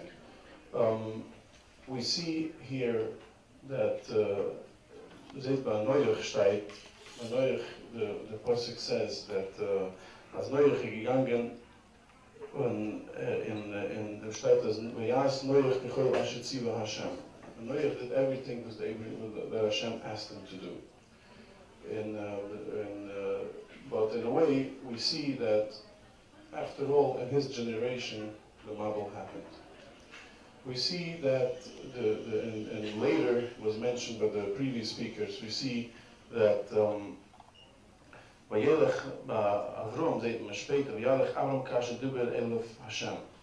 Over there, the Pasuk adds a small line, which says, Vayelech iter loit. I think that this is an amazing message for Rabbanim. There's something called that I do my job. I have to lead the davening, I have to pass in a few shilas, and then I go home. But I think that we always have to remember that Lot went Avraham, Vayelech Avraham kasher duber elef Hashem. He did something magically, Lot hat sich schon mitgehabt mit ihm. Whatever he did mit Abraham, es geht ihm mit der Sache. Und später says Rashi, ein bisschen weiter, als es ein Nefesh, als Ossi Bechora. He had a whole Kehillah already with him. That means that he did something right. We have to know that there is something that we do what we do, and there's something that we do it right. We always have to remember that we have to do what's right. We see, I heard an amazing shot this week. We see that by Reuven, by the master of Yosef. Steht as Vayishma Reuven Beitzalayim Yodav. He rescued Yosef. But later we see what happened. And when he came back, Rashi has two pshutim, that when he came to look for Yosef, Rashi says that where was he by the Mechira? Zwei pshutim, the push of Pshat, and then there's the Pshat that he went to Oisik, Pesach, Be'efer. He was doing tshuva, he was fasting, and he was doing the tshuva of the chet that he felt that he did. So the Surah Madoshim bring in that Reuven wanted to rescue Yosef. When you know that your brother is in the bar, that's not the time to do yeshiva, to fast, and to do that. We're going out now in the rabbinical field. We have to always remember, not always is the time to daven, not always is the time to do tanais and avada. It's very important. But we have to know when. We're going into the field. A lot of times I spoke to Rabbanim about this issue, about that issue. We heard so much by the Shurim and Kollel. The Rizcha Daraisa was unbelievable on that topic. We have to know it's time to step up. Not always can we say, well, I don't deal with these things, I don't do that. Of course, don't go into areas where you don't have expertise. But maybe it's time to get yourself some expertise, to look into it, I think that before we were talking, this is the beauty of the Igud Rabbanim as well. Our our coordinator, Moshe, is going to hand out applications later. This is what the Igud Rabbanim is all about. We get carried away with Rabbanis, but we always have to know that we have to have support. We have to have Chavayim to support each other, and we have to have strength to stand behind, to have behind you great work. An organization like Igud Rabbanim, I can tell you one thing. I looked around before I joined Igud Rabbanim. I did not see something like that. If you do something right, and you're looking for the support, they'll back you all the way. And amazingly great work, what we do, the colorful work that we do is unbelievable. I want to end with the bracha that Hashem should give you the koiches, that we should together be able to do great work, to be zeicher to go to the Shleim of Meir Umayimah.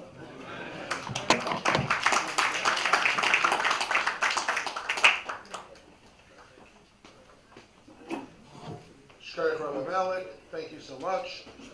Just want to call for a quick moment Rabbi Weiss to give us also from the task force to speak for one quick moment.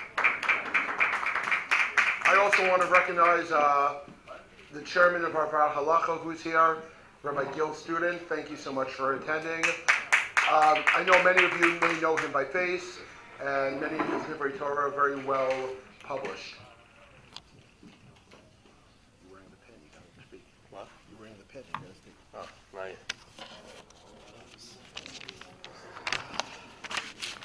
I'm just scared. It's only 5 pages. It'll take a half an hour. Moshe is cutting off the mic in 3.5 seconds, so I'm going to cut it very short. Rishis Harabanim, Rosh Kollel Shlita, Manalam, and all the esteemed guests over here. We know that by Klal Yisrael, there's no such a thing as coincidence. The Torah portion this week speaks about the Chet, by people that took money that they didn't belong to them, got married to whoever they weren't supposed to. The Torah even brings out, goes into the Indian, even the animals got married over there when they weren't supposed to, with whom they weren't supposed to. And because of all this, Hashem brought on us the Mabul, destroyed everything. I want to bring out a lesson of all this that pertains to us over here.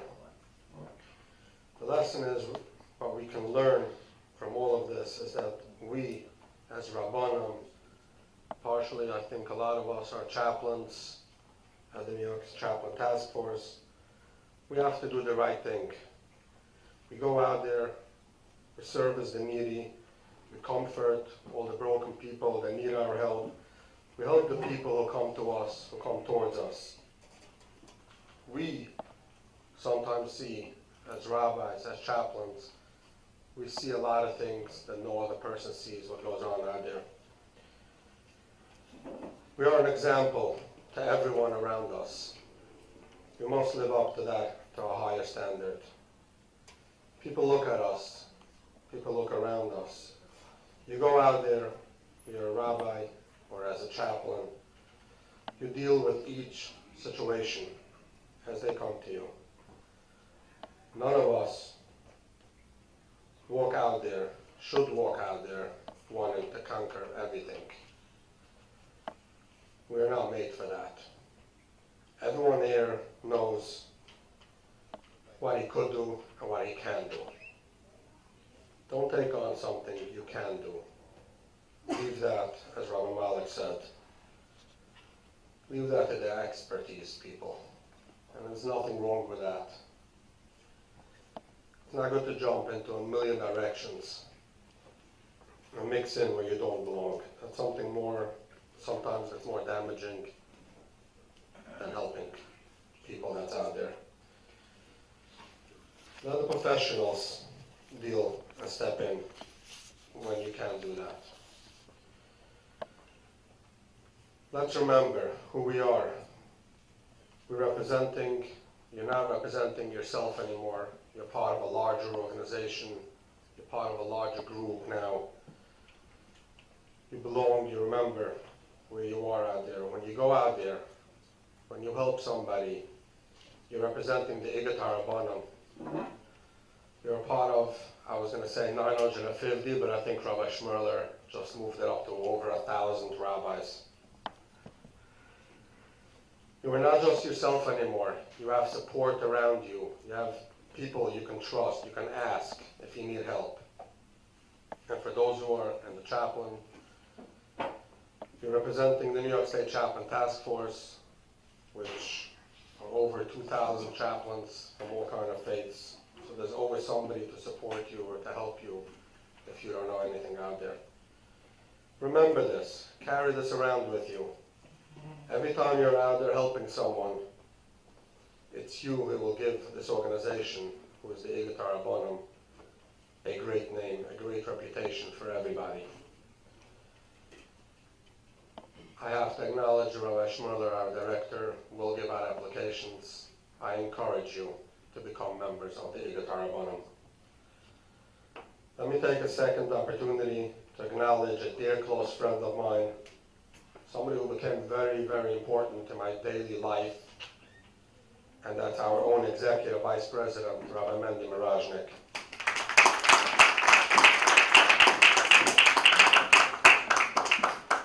I also want to acknowledge someone who became to me very, very close. He became my mentor. Unfortunately, he couldn't make it over here because of prior commitments that he had.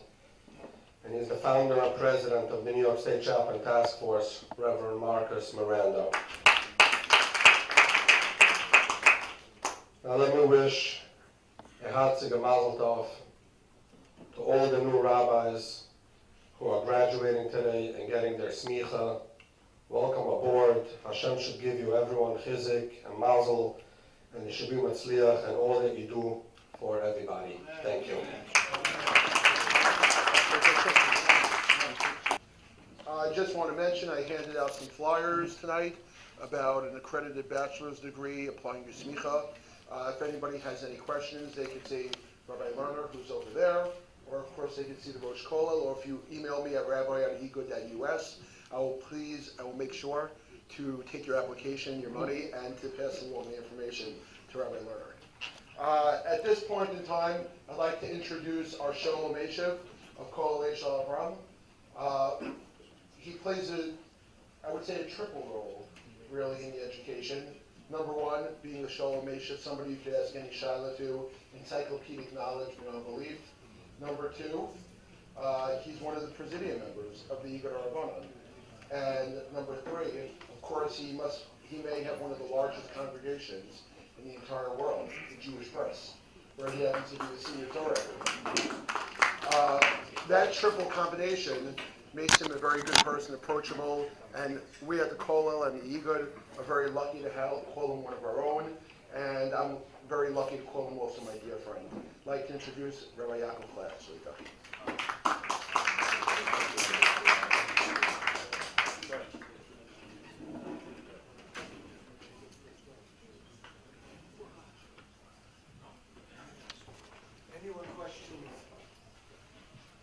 Anyone questions whether I was here or not? My tie proves it.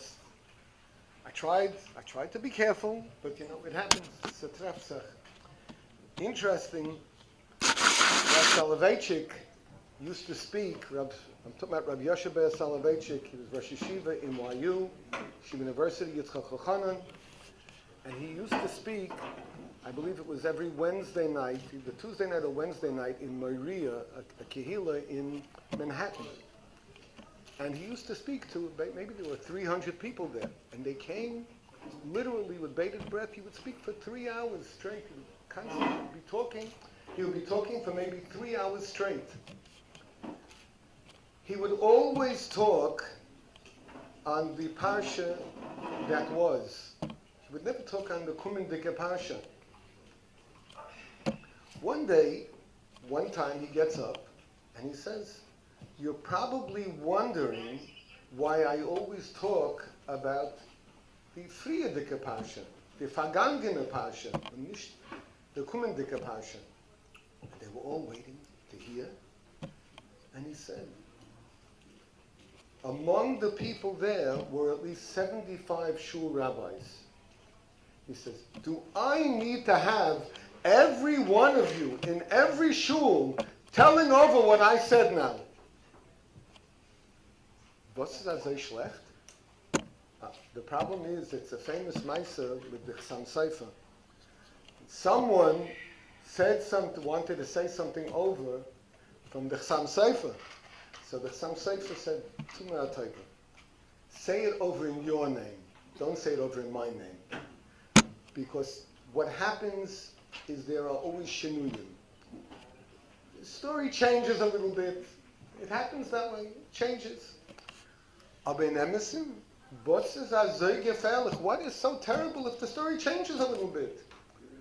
Your own chiddush going into the story is spectacular. You know, Talmai HaMelech, he was the Greek-Egyptian king, and he was the one who ordered that the Torah be translated into all the languages, into Shivim Lashonos. He was the one who ordered that. And how did he do it? He put 70 Chachamim into 70 rooms, and it was Min HaShamayim. Elikim Bara Brachis.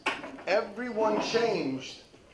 Every iota in the Torah that there could have been a question where someone who didn't understand would bring them to minus, would bring them to apostasy. They all changed the work that came out was exactly the same from all 70. It's funny. Rabbi Zev quoted the Gemara in, where is Rabbi Zev? Oh, he left? Oh, he'll be back. Rabbi Zev quoted the Gemara in Chagiga, which I was mamish. It's here right here. That's what I was going to quote. The Gemara in Chagiga, in fact, it will appear in something that I am writing. But interesting, it's a phenomenal concept. What do you mean, Eino Doime Meya Ve'echad L'Meya? Do you understand that?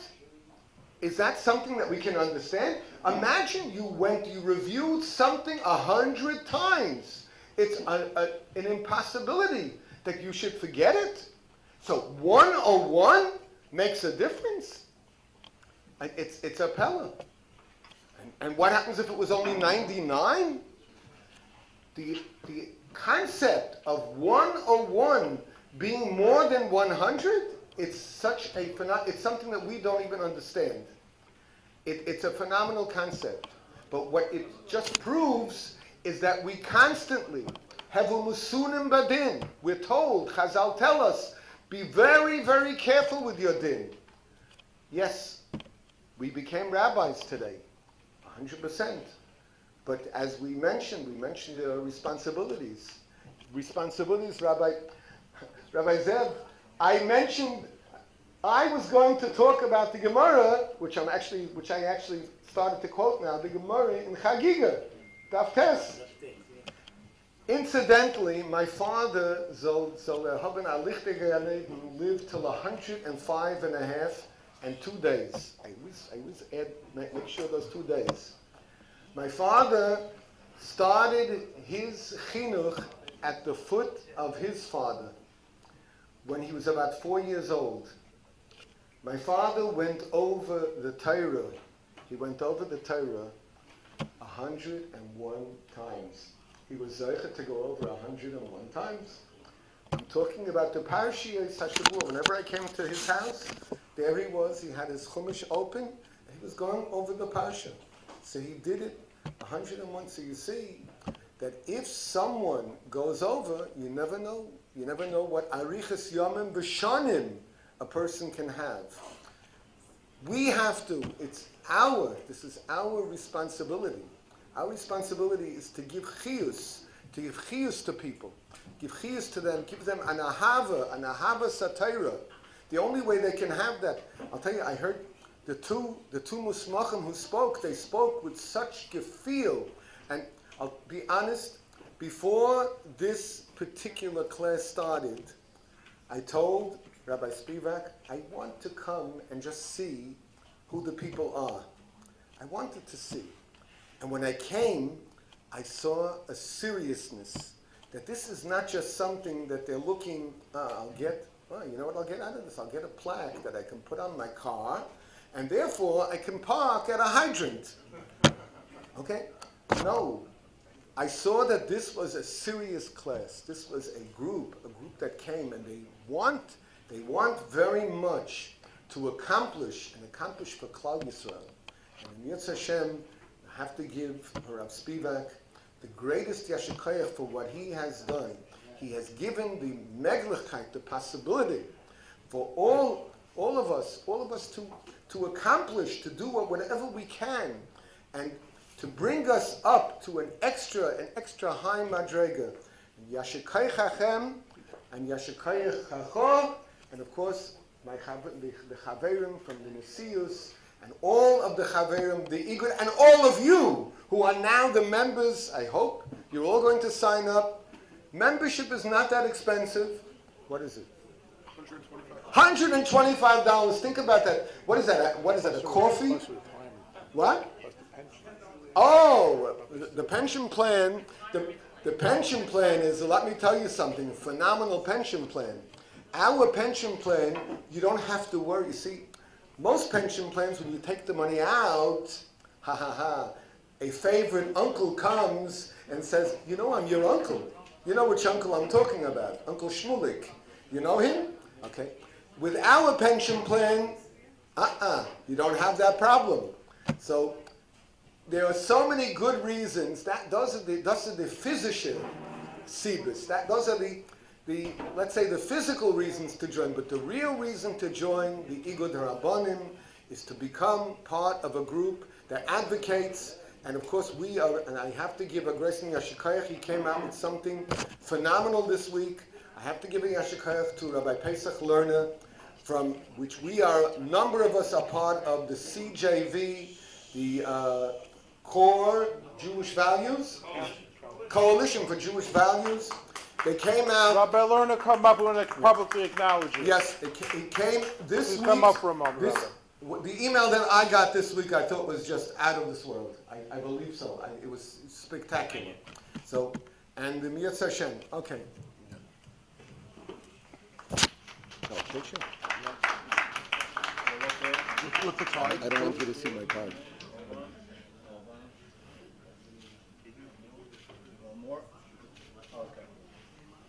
We will be talking more about the retirement plan later, you know, as EGIT benefits. But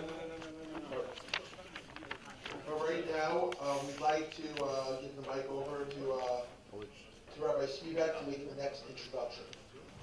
No, Rabbi Hecht is speaking. Rabbi Hecht. My side. Rabbi Sachs, I just want to say a short word about the next speaker, the keynote speaker, Rabbi Yoshua Hecht. Been a guest on my program many times, and he comes from an illustrious family, and he always talks about his pride in that family. I have known him now, and I can honestly tell you that his family should have incredible pride from him. He is a leader. He wants at a group that my father said, I don't expect you to fill my shoes, but I expect you to walk in my path. Rabbi Yeshua, you not only walk in his path, you walk with big boots, big boots. Whenever there's a difficult thing to say, whenever there's something that could cause all kinds of political ramifications, but stands for Yisrael Sabo, it is Rabbi Yeshua or Shia, as we brotherly love to refer to him. Let Shia write it up. Let Shia make the statement. He will give it out and he will present it in a way that the world will appreciate it. He's a Rav of a prestigious congregation in Connecticut. It's my great covet to introduce the keynote speaker and a fellow member of the Vadanasis of the Rabbin in America, a Rav Shia, Rabbi Ayshel.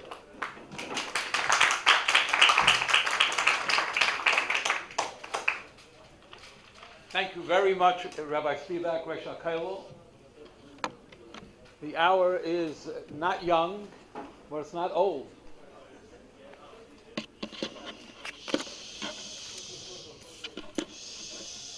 So first of all, I want to recognize the Mara Asra, Rabbi Zev, Chacham, Harav Zev.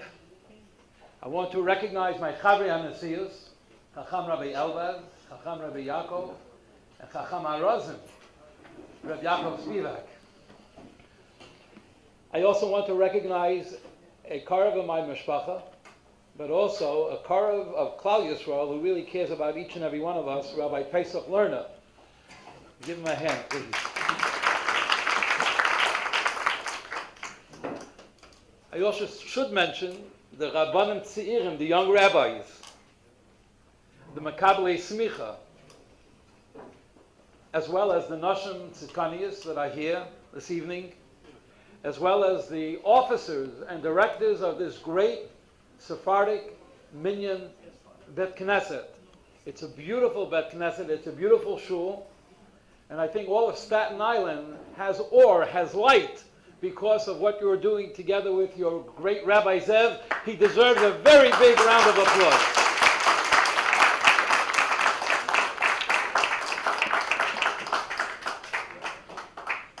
My friends, we're living in very interesting times. Thank God we had the Yom Tov of Sukkot. Yastireni, the Seisa Kenafav, that the Almighty kept us in His beautiful sukkah of shalom, of peace.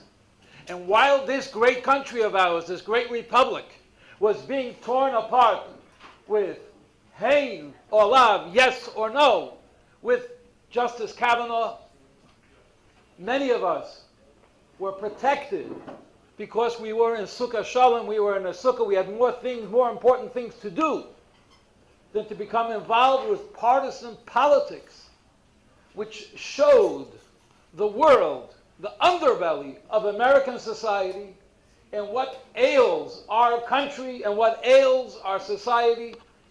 And the solution can only be what Sukkot shared with us, Sukkah Shalom, that HaKadosh Baruch Hu is watching over us at all times, that we are involved with mitzvahs, with chesed, with respect for every individual.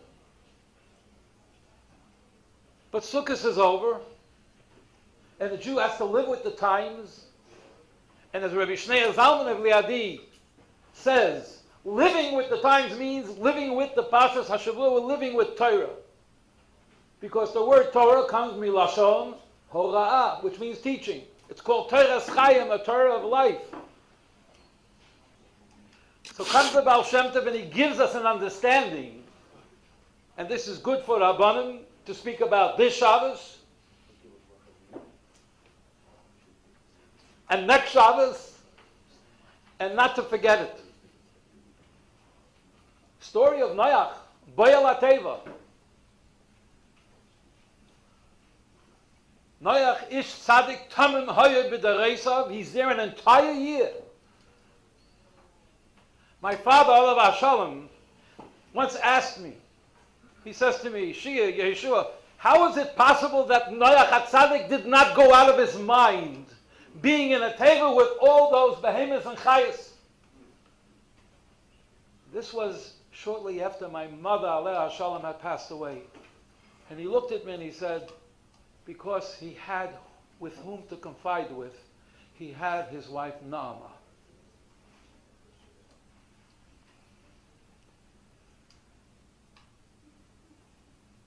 Rabbanim have to know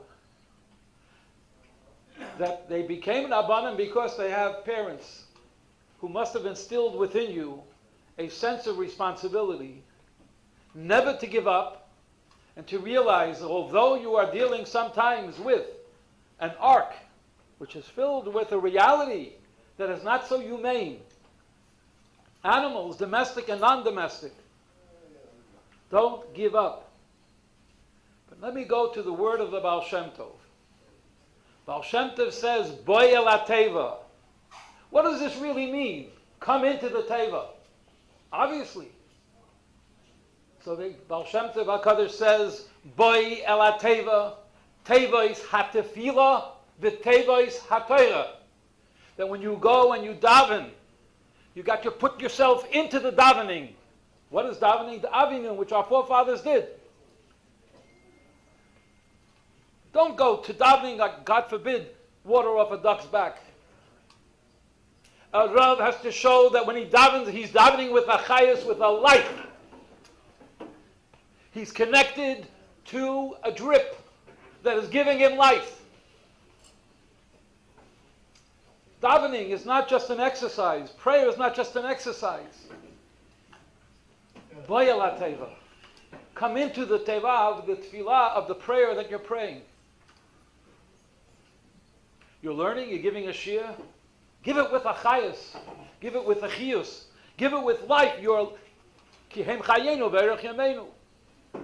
Boy el ha-teva.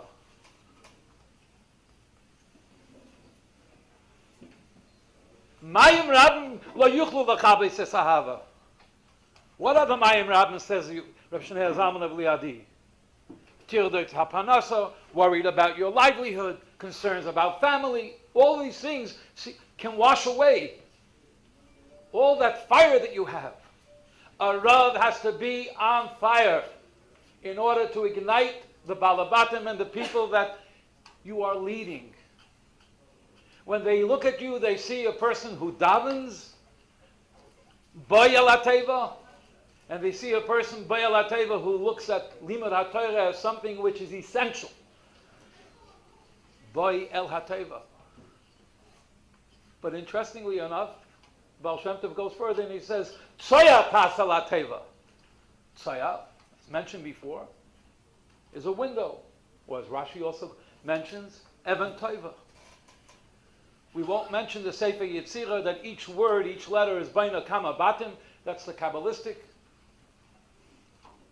Tsaya, Miloshain, Tzaharayim. When you come into the Teva, Erev, Vayke, V'Tzaharayim, is your davening illuminated?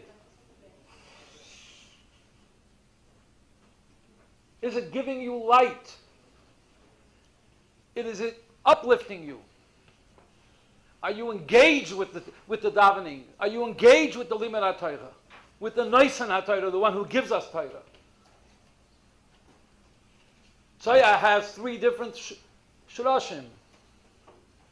Tzaya means light. Tzaya can be tzara, a narrow, difficult place. And Tzaya can also be Ritzei Hashem Elokeinu, Malashon Ratzain. A Jew has the power through Tefillah and Limud HaTorah, Boy el ha-teva, to take a tzara, make it a window of opportunity, Tzaya, illuminate. Not only for yourself, but for others as well. And what does HaKadosh Baruch Hu say? You, Ata, V'ishtecha, V'nachu, V'nshei, V'necha, they should all enter into the Teva. Because when the Rav is in the teva of tefillah and limud HaTorah, then the balabatim are in the teva of davening and limud HaTorah. So then you'll have to ask the question, same in that teva, go out of the teva. And the answer is yes. A Rav is kulei Torah, but a Rav has to be willing to go out to his balabatim and to those who do not yet know that this is their rabbi, that this is the person who can help him or her. And a Rav has to feel and has to be concerned about each and every individual in their area. Same in our teva. Take the fire of davening, the insight of limud HaTorah, and bring it into the world. How do you think that all the chayas and the behemoths were able to live together? There was a spirit of Mashiach, says the Zohar. But the kavanah is same in Ateva, which brings us to a concept of Adam Arishin. Adam, who is Yitzir HaNivroim, he's the only part of the creation that is created in a two-step. You know what two steps are? 1, 2. The chayas and the behemoths, b'tzivyoinam, everything was created, says the Gemara, as they were formed. Guf and nefesh. Tzimeach, everything came out. The Eid, Olam, and Haaretz, and everything grew. The only thing that was a goylem, that was made out of a clod of earth, and that's why Adam is called Adam, Kimina Adama, he was taken from the earth. Vayipach ba'apav nishmas chayim, the second step. HaKadosh Baruch Hu puts into him a chelik alikah mimal, and the Alter Rebbe adds the word from Ir, chelik alikah mimal, with the word mamash. So the question is, Adam, the Bechia Nevrayim, why should he be created in the second step, 2 steps? Everything else was created in 1 step. So this is for Rabbanim. A Rav is a chelik alikah mimal mamash, a spiritual leader. What are you leading? If everyone was spiritual, you wouldn't have to be their leader. They're already mitukan, they're all where they need to be. But a Rav has to realize he's part of the process. He also is Adama. It's 2 steps. The Rav cannot forget about his Gashmias, and the Rav cannot forget about his Ruchnias. But the beauty and the challenge of being a Rav by Klal Yisrael is to bring the 2 together. Kadosh Baruch Hu shows Adam, B'chia HaNivroim, Medaber, the one who has the power to speak, Chai, living things, Tzemeach, things that grow, Domem, the inanimate, that's Cham, and HaKadosh Baruch Hu makes from Adam, Medaber, and Afa, Doimein, 2 steps. Yud Kei Vav Kei, the high Yud of the Chelik Alikah Mimal Mamash, and the Hey, Ha'adama, Ha'aretz, and HaKadosh Baruch Hu says, Adam, you have the power to transform this world.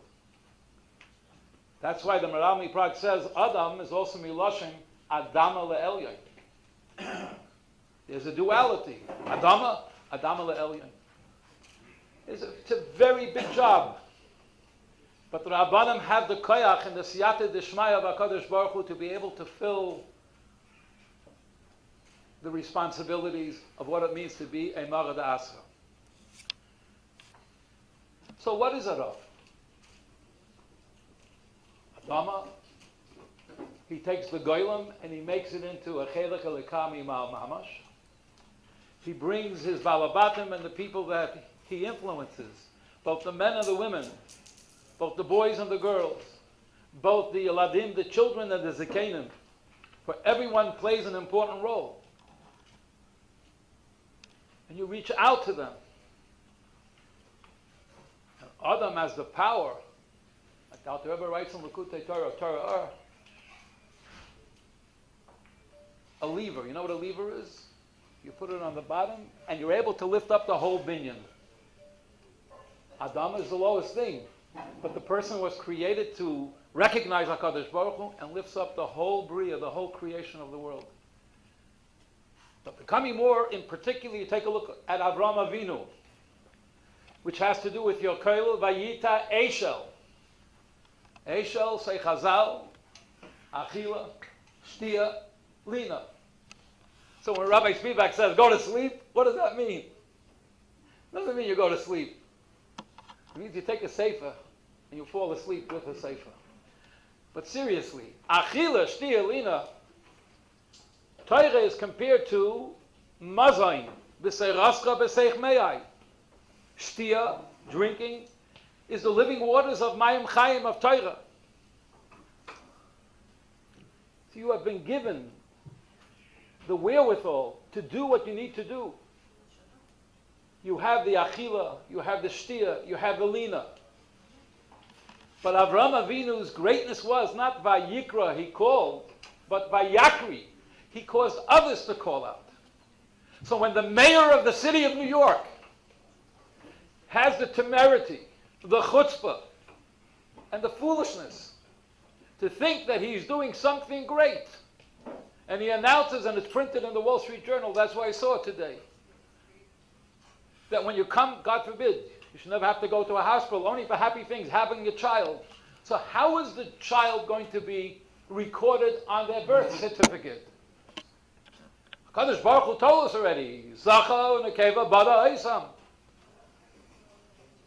But this Ben Adam, which is a question whether he is a Ben Adam, decided that you can put an X, a third category, on a birth certificate, and this will help the family identify what they had.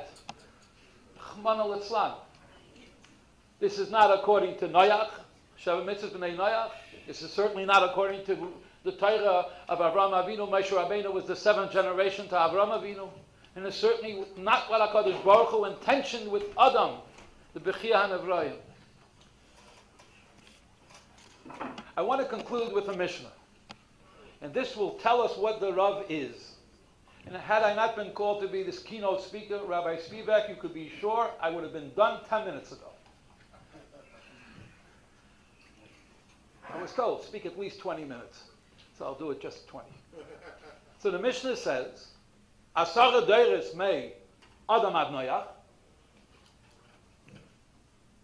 L'Hidia Kama Erech HaPayim L'fanav, how patient HaKadosh Baruch Hu is, At Shehevi Aleim Mei Amadu. End of the Mishnah. What's the next Mishnah? Asara Deiris Mei Noach Ad Avraham L'Hidia, to let us know Kama Erech HaPayim L'fanav, how patient HaKadosh Baruch Hu is. He waits so many generations. Achaba Avraham Avinu, everyone finish the Mishnah. The Kibel, no, you don't learn Pirkei Avos. The Kibel Schar Kulam, and he received the Schar of everyone. So the Rebbe asked an interesting question. The first part of the Mishnah, 10 generations, HaKadosh Baruch Hu has tremendous patience. But they're washed away with a mabul.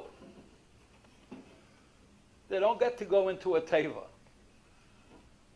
But by Avraham Avinu, v'kibul schar kulam, the Rebbe analyzes and gives us to understand how important it is for a Rav to be careful.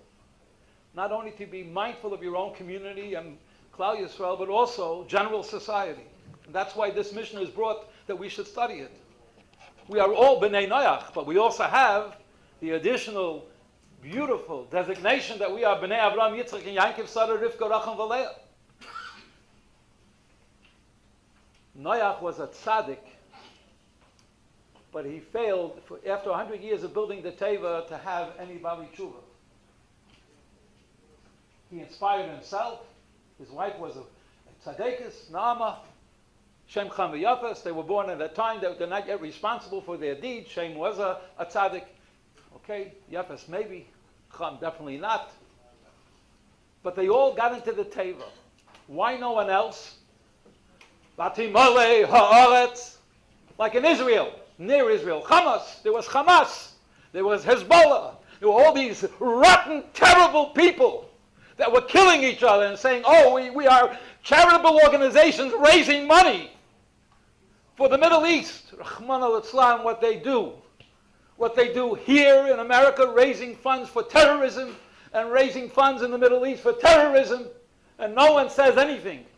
And unfortunately, we just lost a very good advocate, Nikki Haley, but Belay Alman Yisrael, HaKadosh Baruch Hu will definitely take care of us as he does constantly. So who went into the Teva?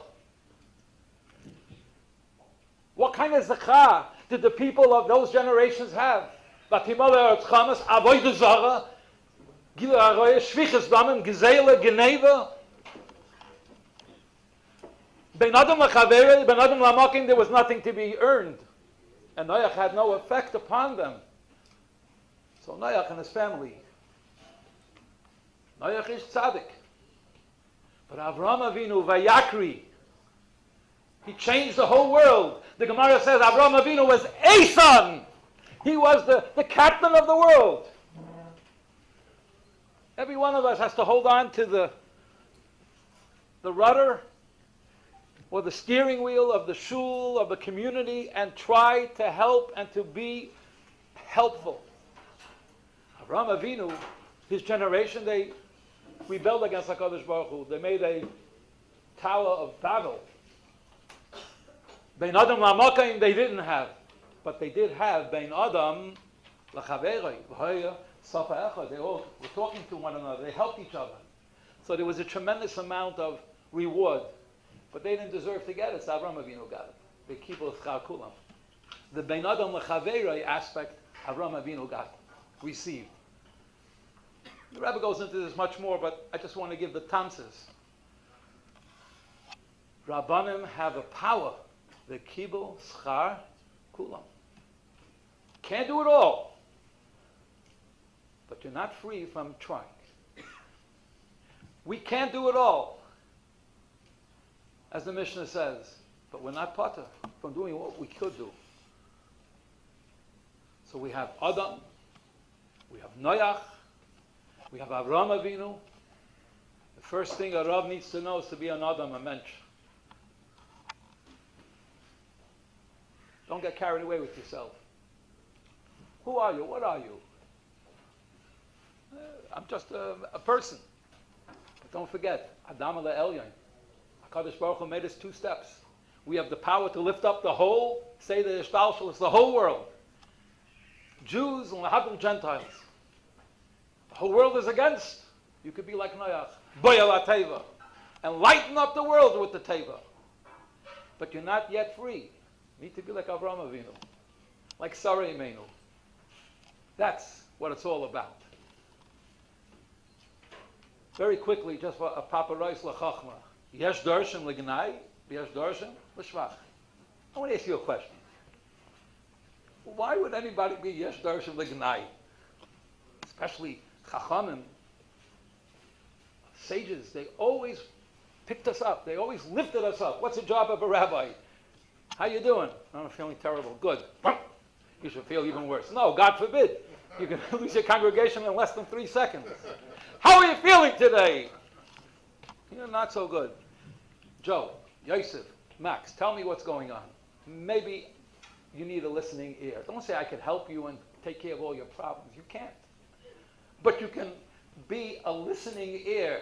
Shema Yisrael. Here. Be there when they need us. And trust me, very often they will not tell you that they need your help. But when you see what my father Alav used to say, when he came to the minyan upstairs in Shara Zion at Mincha, and he saw everyone smiling, he says, I know the stock market did very well today. And when he saw the people were a little bit concerned, he says to me, Shia, I think today the stock market had a dip, went down. You got to look at the faces of people. Panim el panim. B'shvili nivra aylam. So I can go on and on, but I have 20 minutes, 2 minutes left. So let's get to the point. Yesh. What is yesh? Shai oylamus. But yesh is also yira shamayim. Yesh darshan l'shvach, v'yesh darshan l'gnai. Maybe it's, if it's correct, good. If it's not, it's a drasha. A Rav has to be a yira shamayim, number 1. That's the first thing. for yourself, lignai. Yes, I gave a wonderful talk and a great class today, and I really think I helped Mrs. Finkelstein in the hospital, and I really think that so-and-so felt better after we spoke. But did you give it your all? Yes, darshan lignai. Demand more of yourself. But when it comes to people that you're working with and dealing with, yesh darshan l'shvach. Your Yireh Shamayim will tell you, I see the milas, I see the greatness in this other person. And perhaps that's one of the ramazim that our sages are telling us, because if the Torah says Noach ish tzaddik tamim, the Torah is emes, and there's no word that is superfluous. Let's hope and pray, be mispal HaKadosh Baruch Hu, that wherever there are chachamim, wherever there are rabbanim, wherever there is Torah, there is shalom. Le'matah HaKadosh Baruch Hu kli hamachzik bracha ela hashalom. Hashem oiz la'ama yitein. Hashem yivarech esamei ba'shalom. You should go mechayel el choyel and continue to do your good work for Klal Yisrael. And as you help Klal Yisrael, you're helping yourself, you're helping the world, and very, very soon we will be zeicha, boyal ateva, tzeimen ateva, because the whole world will have Ruach Shal Mashiach with Yerushalayim HaKodesh, with Eretz Yisrael at peace, with the Binyan Beis HaMikdash HaShlishi. Amen. Now we're going to get to the part of the program where most of you have been waiting for. I am going to give a little bit of an introduction, and please, give me 1 minute to make this introduction. So many people around this room are graduates or talmidim of many yeshivas. We have people at the Presidium from Ner Yisrael, from Mir Yeshiva, even Sardim. We have people who went to Lubavitch. We have people who went to Torah Vodaas, Chaim Berlin, Yeshivas Rabbeinu Yitzchak Elchanan, YU, Satmar. We have people who went to Hasidic Yeshiva. But there's one thing that we all have in common, and that is we are part of an igud, an alliance, or a union. And what is one of those determining factors? What are those people who pull everybody together in this alliance? It's the Rosh Kollel, Rav Yaakov Spivak.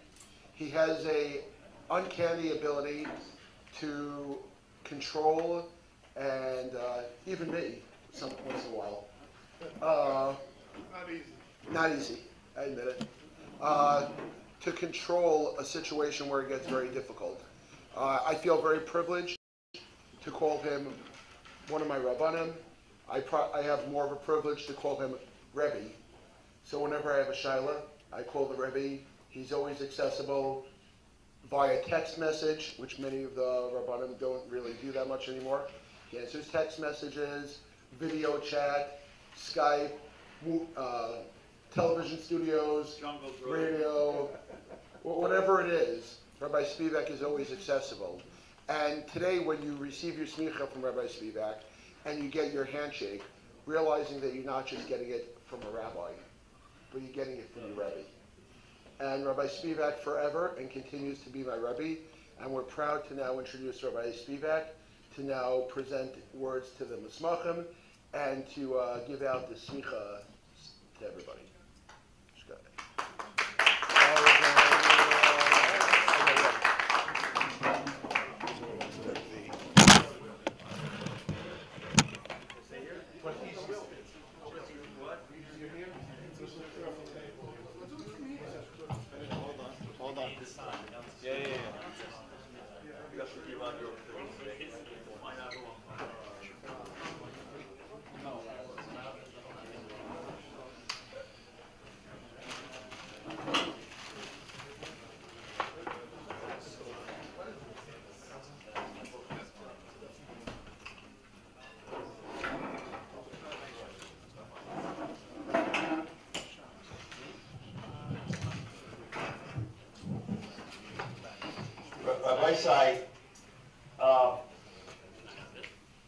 I have to first apologize, to paraphrase a pasuk in Chumash, Lo uchal lakum mipanecha ki derech zikna li.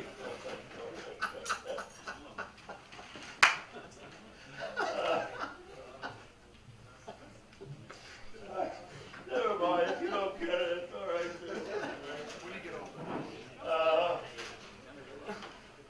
You're not a explaining what it means. כבוד המורה דעת רב, רבנים חשובים, רבותיי מחברי ועד הנשיאות, וגם המוסמכים החשובים וכל המסובים כאן. Es ist eine große Gelegenheit zu betreffen euch, and or as if I'm talking to the yeshiva bachurim here, you know, I have to use their sprach, which is what's the chap? What's the hak? You chap the matzah. You know, that's the yeshivish sprach. At any rate, I am not going to say any divrei Torah, because if you want divrei Torah, you can get my sefer, so it's for free. Even though Asiba Morgan Shavi is still for free. And I want to, first of all, thank the Rabbi Shalom that after so many years of working things on my own, that the Rabbi Shalom Himmelgeschickt sent from heaven the people that I work with, who this day would not happen. You're all quoting tonight from Noach. Okay, I want to quote from Bracious. If it weren't these people, there wouldn't be the Yesh Me'ayin that we have. There would not be. I don't know what the future holds for Mindy Mirajnik, but this is an incredibly talented man in so many fronts. And we owe him a tremendous. And he can't even sit there and take it without being busy, okay? Mamish Shiv Hoylech Lefonov. Mamish. I want to also thank the get it done person who wouldn't be here, who can seem almost impossible, but he is also a Yesh Me'ayin, and that's someone whom I'm proud of, whose growth in the last 2 or 3 years into the difficult position of leadership is amazing. We owe a debt of gratitude to Rabbi Moshe Shmerler. And one last thing before I give out these papers. You have no idea what it's like to sit in a group in the shira that we had with this class and other classes. You have no idea what it's like when we daven v'kabeis nidochenu me'arba kanfos ha'oretz. Take us from Arba Kanfa, bring us together. I guarantee you, 150 years ago, the Yidden in Taiman never heard a Hasidic Abora. And I guarantee you, 150 years ago, the Chassidim in the Ukraine never heard a Miftah Me'edat HaMizrach. And when we daven v'kabes to the Chena Me'arba Kanfos Ha'oretz, we're talking about going to Eretz Yisrael, but the Geula is kima, mislachais, la'at. First it came to America, and then it's going. To sit there, I sit in that chair, I can't tell you. And I hear, we're learning from a Shabbos and Shuvas last week. And one young man, one Musmach to me, said it with a Hasidic Shabbat. And then the next one says it with a Miftah Svaradi. And I think to myself, how many Goinim in the past were Zoichet to hear what just little old me hears right now? Sinish do hazak, sinish geben hazak, ani akadover hazeh, nishma kamoyu. No such thing. We're seeing it together. Af anachnu b'oisra neis. That doesn't mean she saw the better than anybody. What I happen to see comes in second to the shifta, what she saw, but it's pretty close. The Nisan that I see. And the man who broke so much ground that made this happen, who did a groundbreaking, unprecedented thing, who took the Satmar community, which grew beautifully in itself, and said, no, we have to bring it out to the world. And I'm bringing to the Kollel through my chaplaincy program, but the Svartische, the Litvische, Hasidische, a groundbreaking thing. It took a lot of courage, and the Rebbe gave him a gewaldige talent. We also owe a tremendous amount to Rabbi Yachiel Malek.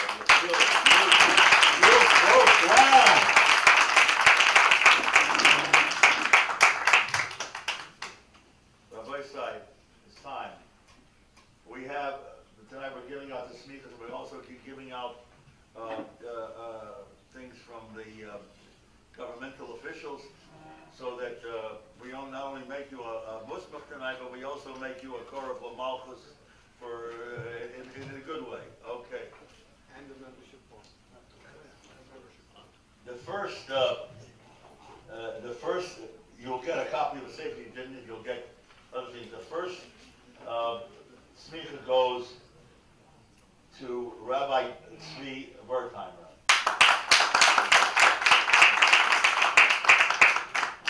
Wertheimer, you are a man who has an incredible responsibility on your shoulders. You're a man who makes sure that people have what to eat and great things.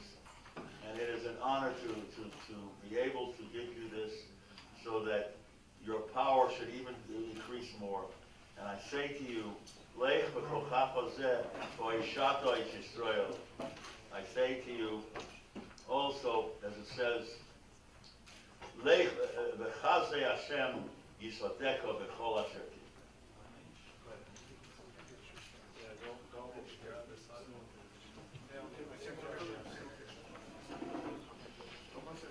Gentlemen, Rabbanim, please wait to the end for a big group picture with the Hachalatik and Rabbanim. I want to introduce you now. I want to introduce you now, and come up after I introduce you. Tell them. Are you ready? 1, 2, 3, 1 more. Okay.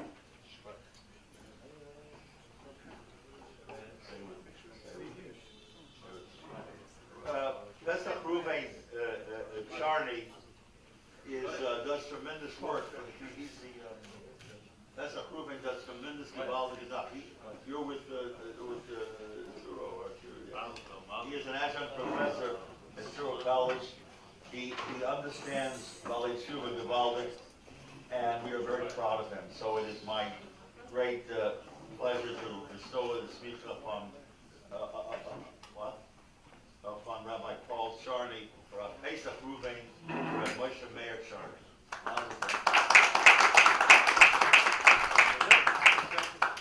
Cameraman, ready? Yeah. Just want to move up.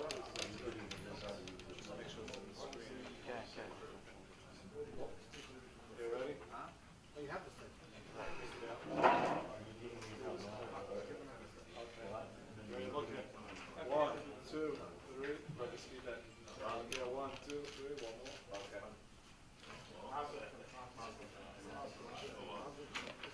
He is not here tonight because he had Shlomo Krasner is not here tonight. He is the grandson of Rabbi Krasner, who wrote. He's the son of Rabbi Shimon Krasner, who wrote the famous Parish on Tanakh. And Shimon, his father, was with the yeshiva with me when we were younger. And he was a great person, but he said to me, he said, "I'm sorry, I can't make it. I have to teach Torah." And I said, "Giving out smicha is nice, but I'm about to know until Beis Rav, and I feel a video based on English. So just you'll hold this for 3, or I'll hold it for him for later." Okay. What can I tell you? I can tell you about this person, Yaron Reuven. I first saw Yaron Reuven. I first saw him on television, on the internet. None of them is good to say that, but I first saw him. He speaks. He has anything that would describe Yaron Reuven is that he's been there and done that. Nobody, no matter what, in business or anywhere, can say that you don't know, you don't understand. And that makes him an incredibly compelling speaker. All right? And it's my great, I could say more and more, but small lefonov. It is my great pleasure to bestow this smicha upon Rabbi Yaron and Rabbi Reuven.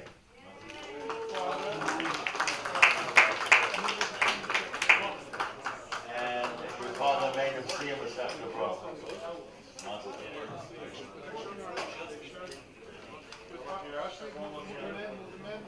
Fine, everyone look here. Look here, everyone look at 1, 2, 3. Hold on. The rubber speed net. One more. Okay. Got it. This man and his Abrusa, which is coming up next. If anybody ever walked out to say, does this look like a literacy yeshiva buffer? This is Yitzchak Freder, and he is classic. He learns everything that my Rebbe would have wanted from his Talmidim. Yitzchak Freder represents, and he has learned. He spent for 2 years in Merkaz Torah. He learned in Madregas Autumn in New York, attended Kollel Yeshiva Derech Eisan in Far Rockaway, and Yitzchak works currently with elderly and mentally challenged in an assisted living and nursing home setting. He has been an active volunteer and dispatcher with Chevra Hatzola for over 16 years. Talk about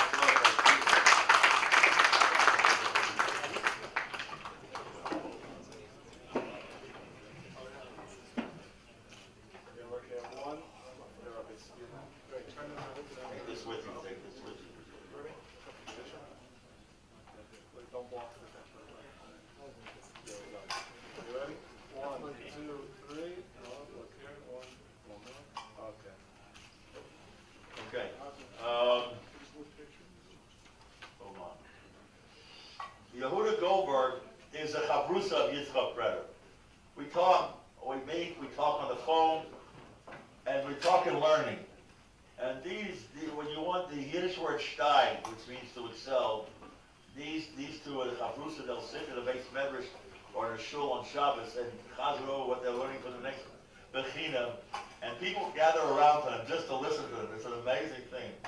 Yehuda Goldberg graduated from Yeshiva Derech Eisan in Far Rockaway and learned in Yeshiva Madregas Adam while pursuing a degree in computer science. Dispatcher and member of the Chaverim of the 5 Towns for almost 10 years. And if you know what that is, and it is my great pleasure to bestow this upon Rabbi Yehuda Goldberg.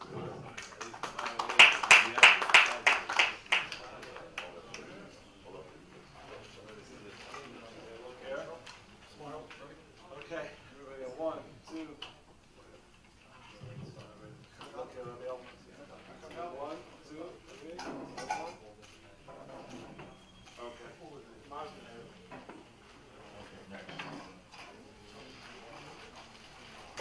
This is a very special person. Rabbi Yisrael Zeb, Rabbi Yamin Moshe Schlesinger. I got to know him. He lives in Muncie, but I got to know him as we traveled, as he drove me to Brooklyn from Muncie and out here many times. He is a very special person, and he is a teacher. He teaches in the yeshiva, and he also is very well versed in the graphic arts and computer science. And he has a desire to help Klal Yisrael. And I really like him. And there wasn't anything we discussed that we left out of our Torah discussions on the way back and forth from Brooklyn to Muncie. So it is my great pleasure to bestow the smicha upon our Rabbi Yisrael Zeb, Rabbi Yamin Moshe Schlesinger.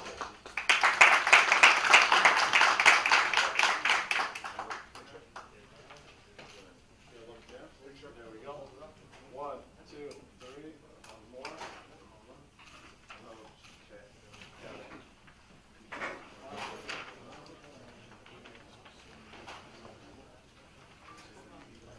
Wait a minute. One more.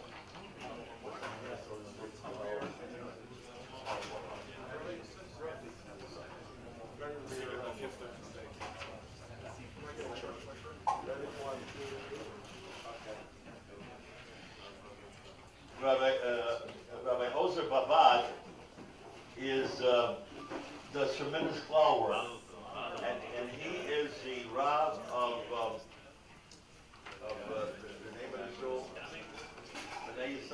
Rav of B'nai Yisrael, and he does tremendous cloud work. It is my great pleasure to bestow this upon Rav Ayshel Yosef Rav Tzvi Baruch Baba.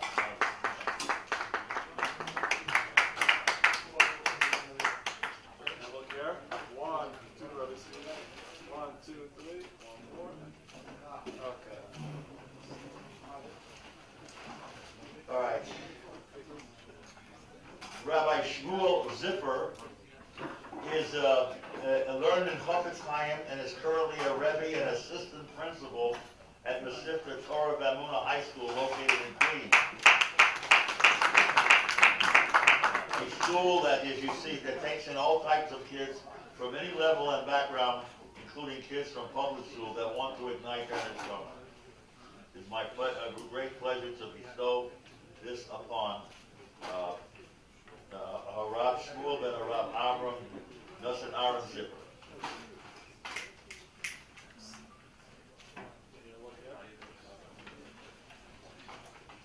The next are 3 young men.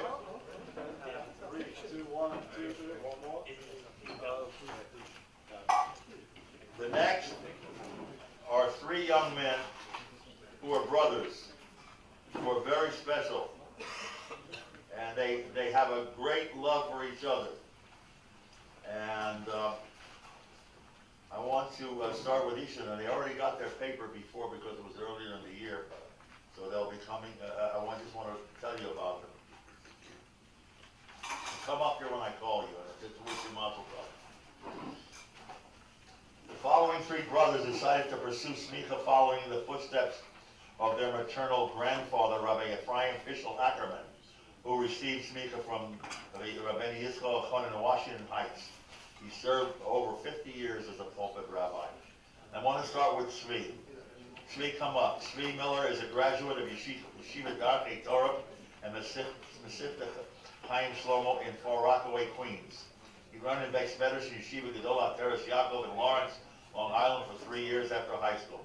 He hopes he uses his smicha to further his community service for all Jewish people during different periods of life. Tzvi, where are you? You left?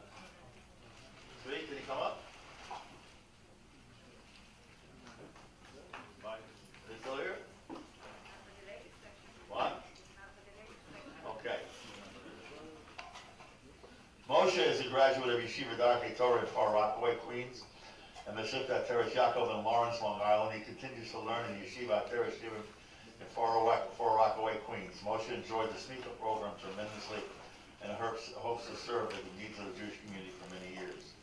Menachem Mendel Miller, Menachem is a graduate of Yeshiva Darkei Torah in Far Rockaway, Queens, and Mesivta Teres Yaakov in Lawrence, Long Island. He continues to learn in Beis Medrash Yeshiva Gedolah Teres Yaakov in Lawrence. Menachem enjoys programming for youth groups in the local shul and conducting services in local nursing homes for seniors. Okay? We wish them a mazel tov on this speaker. Now, Naftali Tesler is from the leadership team at Hamastik of Kings County, an organization that provides community health and human services. Naftali is an active community member advocating for the community and for the people in the community, as he told me that his higher calling is to help people. He has a strong passion for leadership and is very influential in motivating business owners and directors to become better leaders and in creating an uplifting environment of collaboration among team leaders. It is my great covet to bestow upon Rav Naftali Brem Yosef Tesler.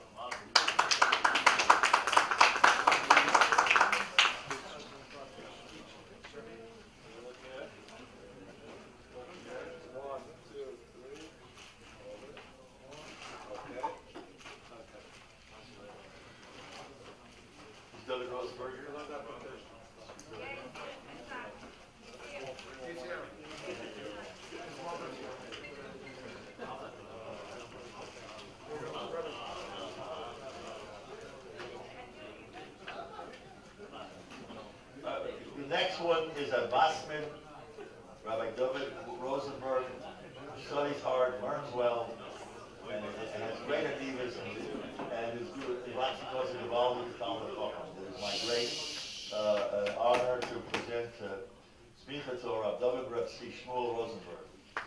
David, please come on.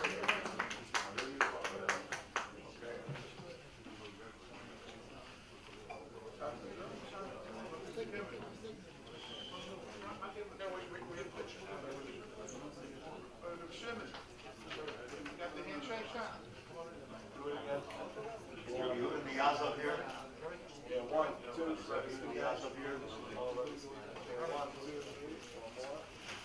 Is Rabbi Yehuda Niyaz up here? Yes, he is. Yes, here. One quick picture.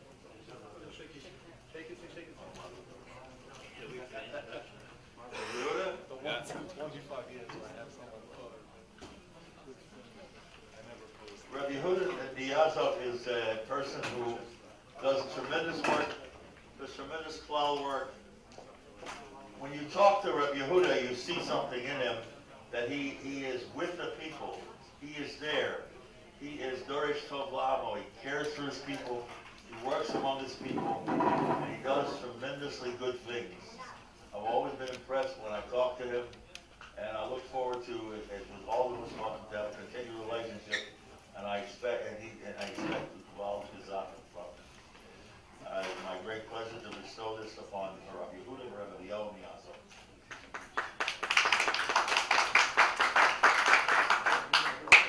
Look here.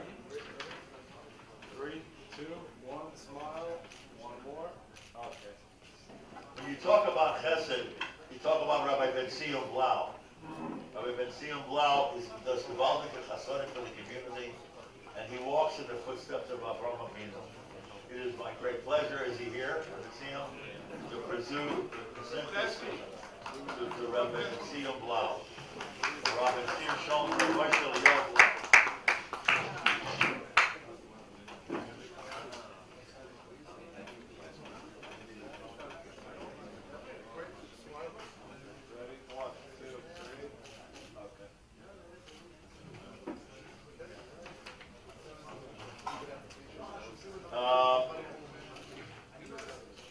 Saul Shemesh is not here. Do you want me to read this? You should read it also.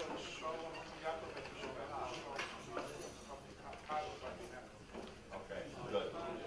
Rabbi Dr. Yaakov Shemesh could not make it tonight because of the fact that something positive is going to happen. Okay, and Rabbi Saul Shemesh is a good friend of the Kollel of the Eagle Rabbanim. He wanted to be here tonight, but unfortunately he had to go to Israel for his sister's funeral. Saul is renowned as an Ish Chesed, helping in the community of Staten Island.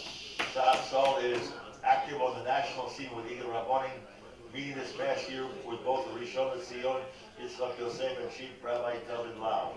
Locally in Staten Island, Saul is active with Ura and Kojo, just to mention a few of the important organizations that he volunteers his time to help.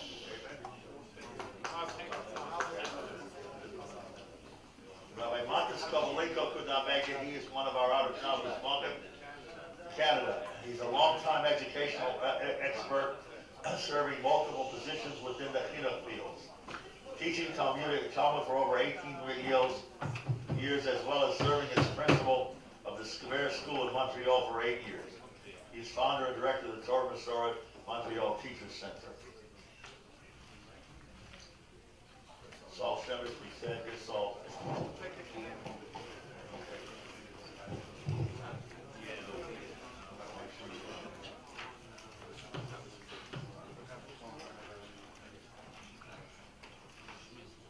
Rabbi Shalom Ornstein is here.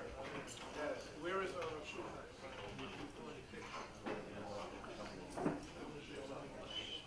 Shalom Ornstein, I've spoken with him. He really is a Isaac Mitzvah Tzibur and cares for Kollel Yisrael.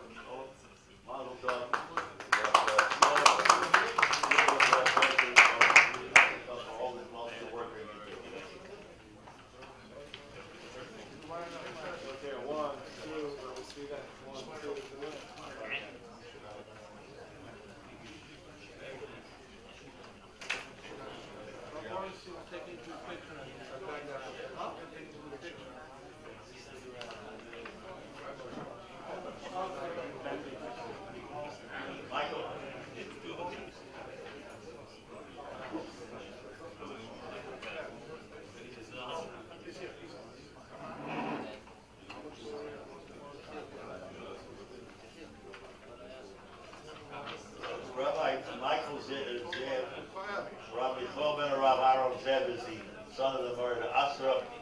He is from a very royal family, a Sephardi family, and a very choshev of men. It's my great pleasure to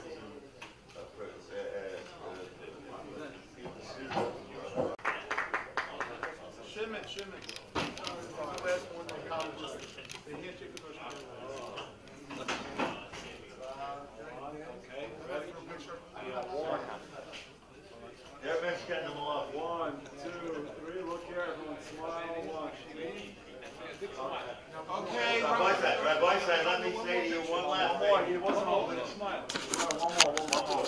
And then a group picture. Hold it. 1, 2, 3. One more. Okay. Rabbi said, let me, Malcolm, come forward. Malcolm. No, it's far. Some of. Yes, we're past the Seminary circle. Rabbanim, sit down. Over here. Doesn't belong. Mazal tov.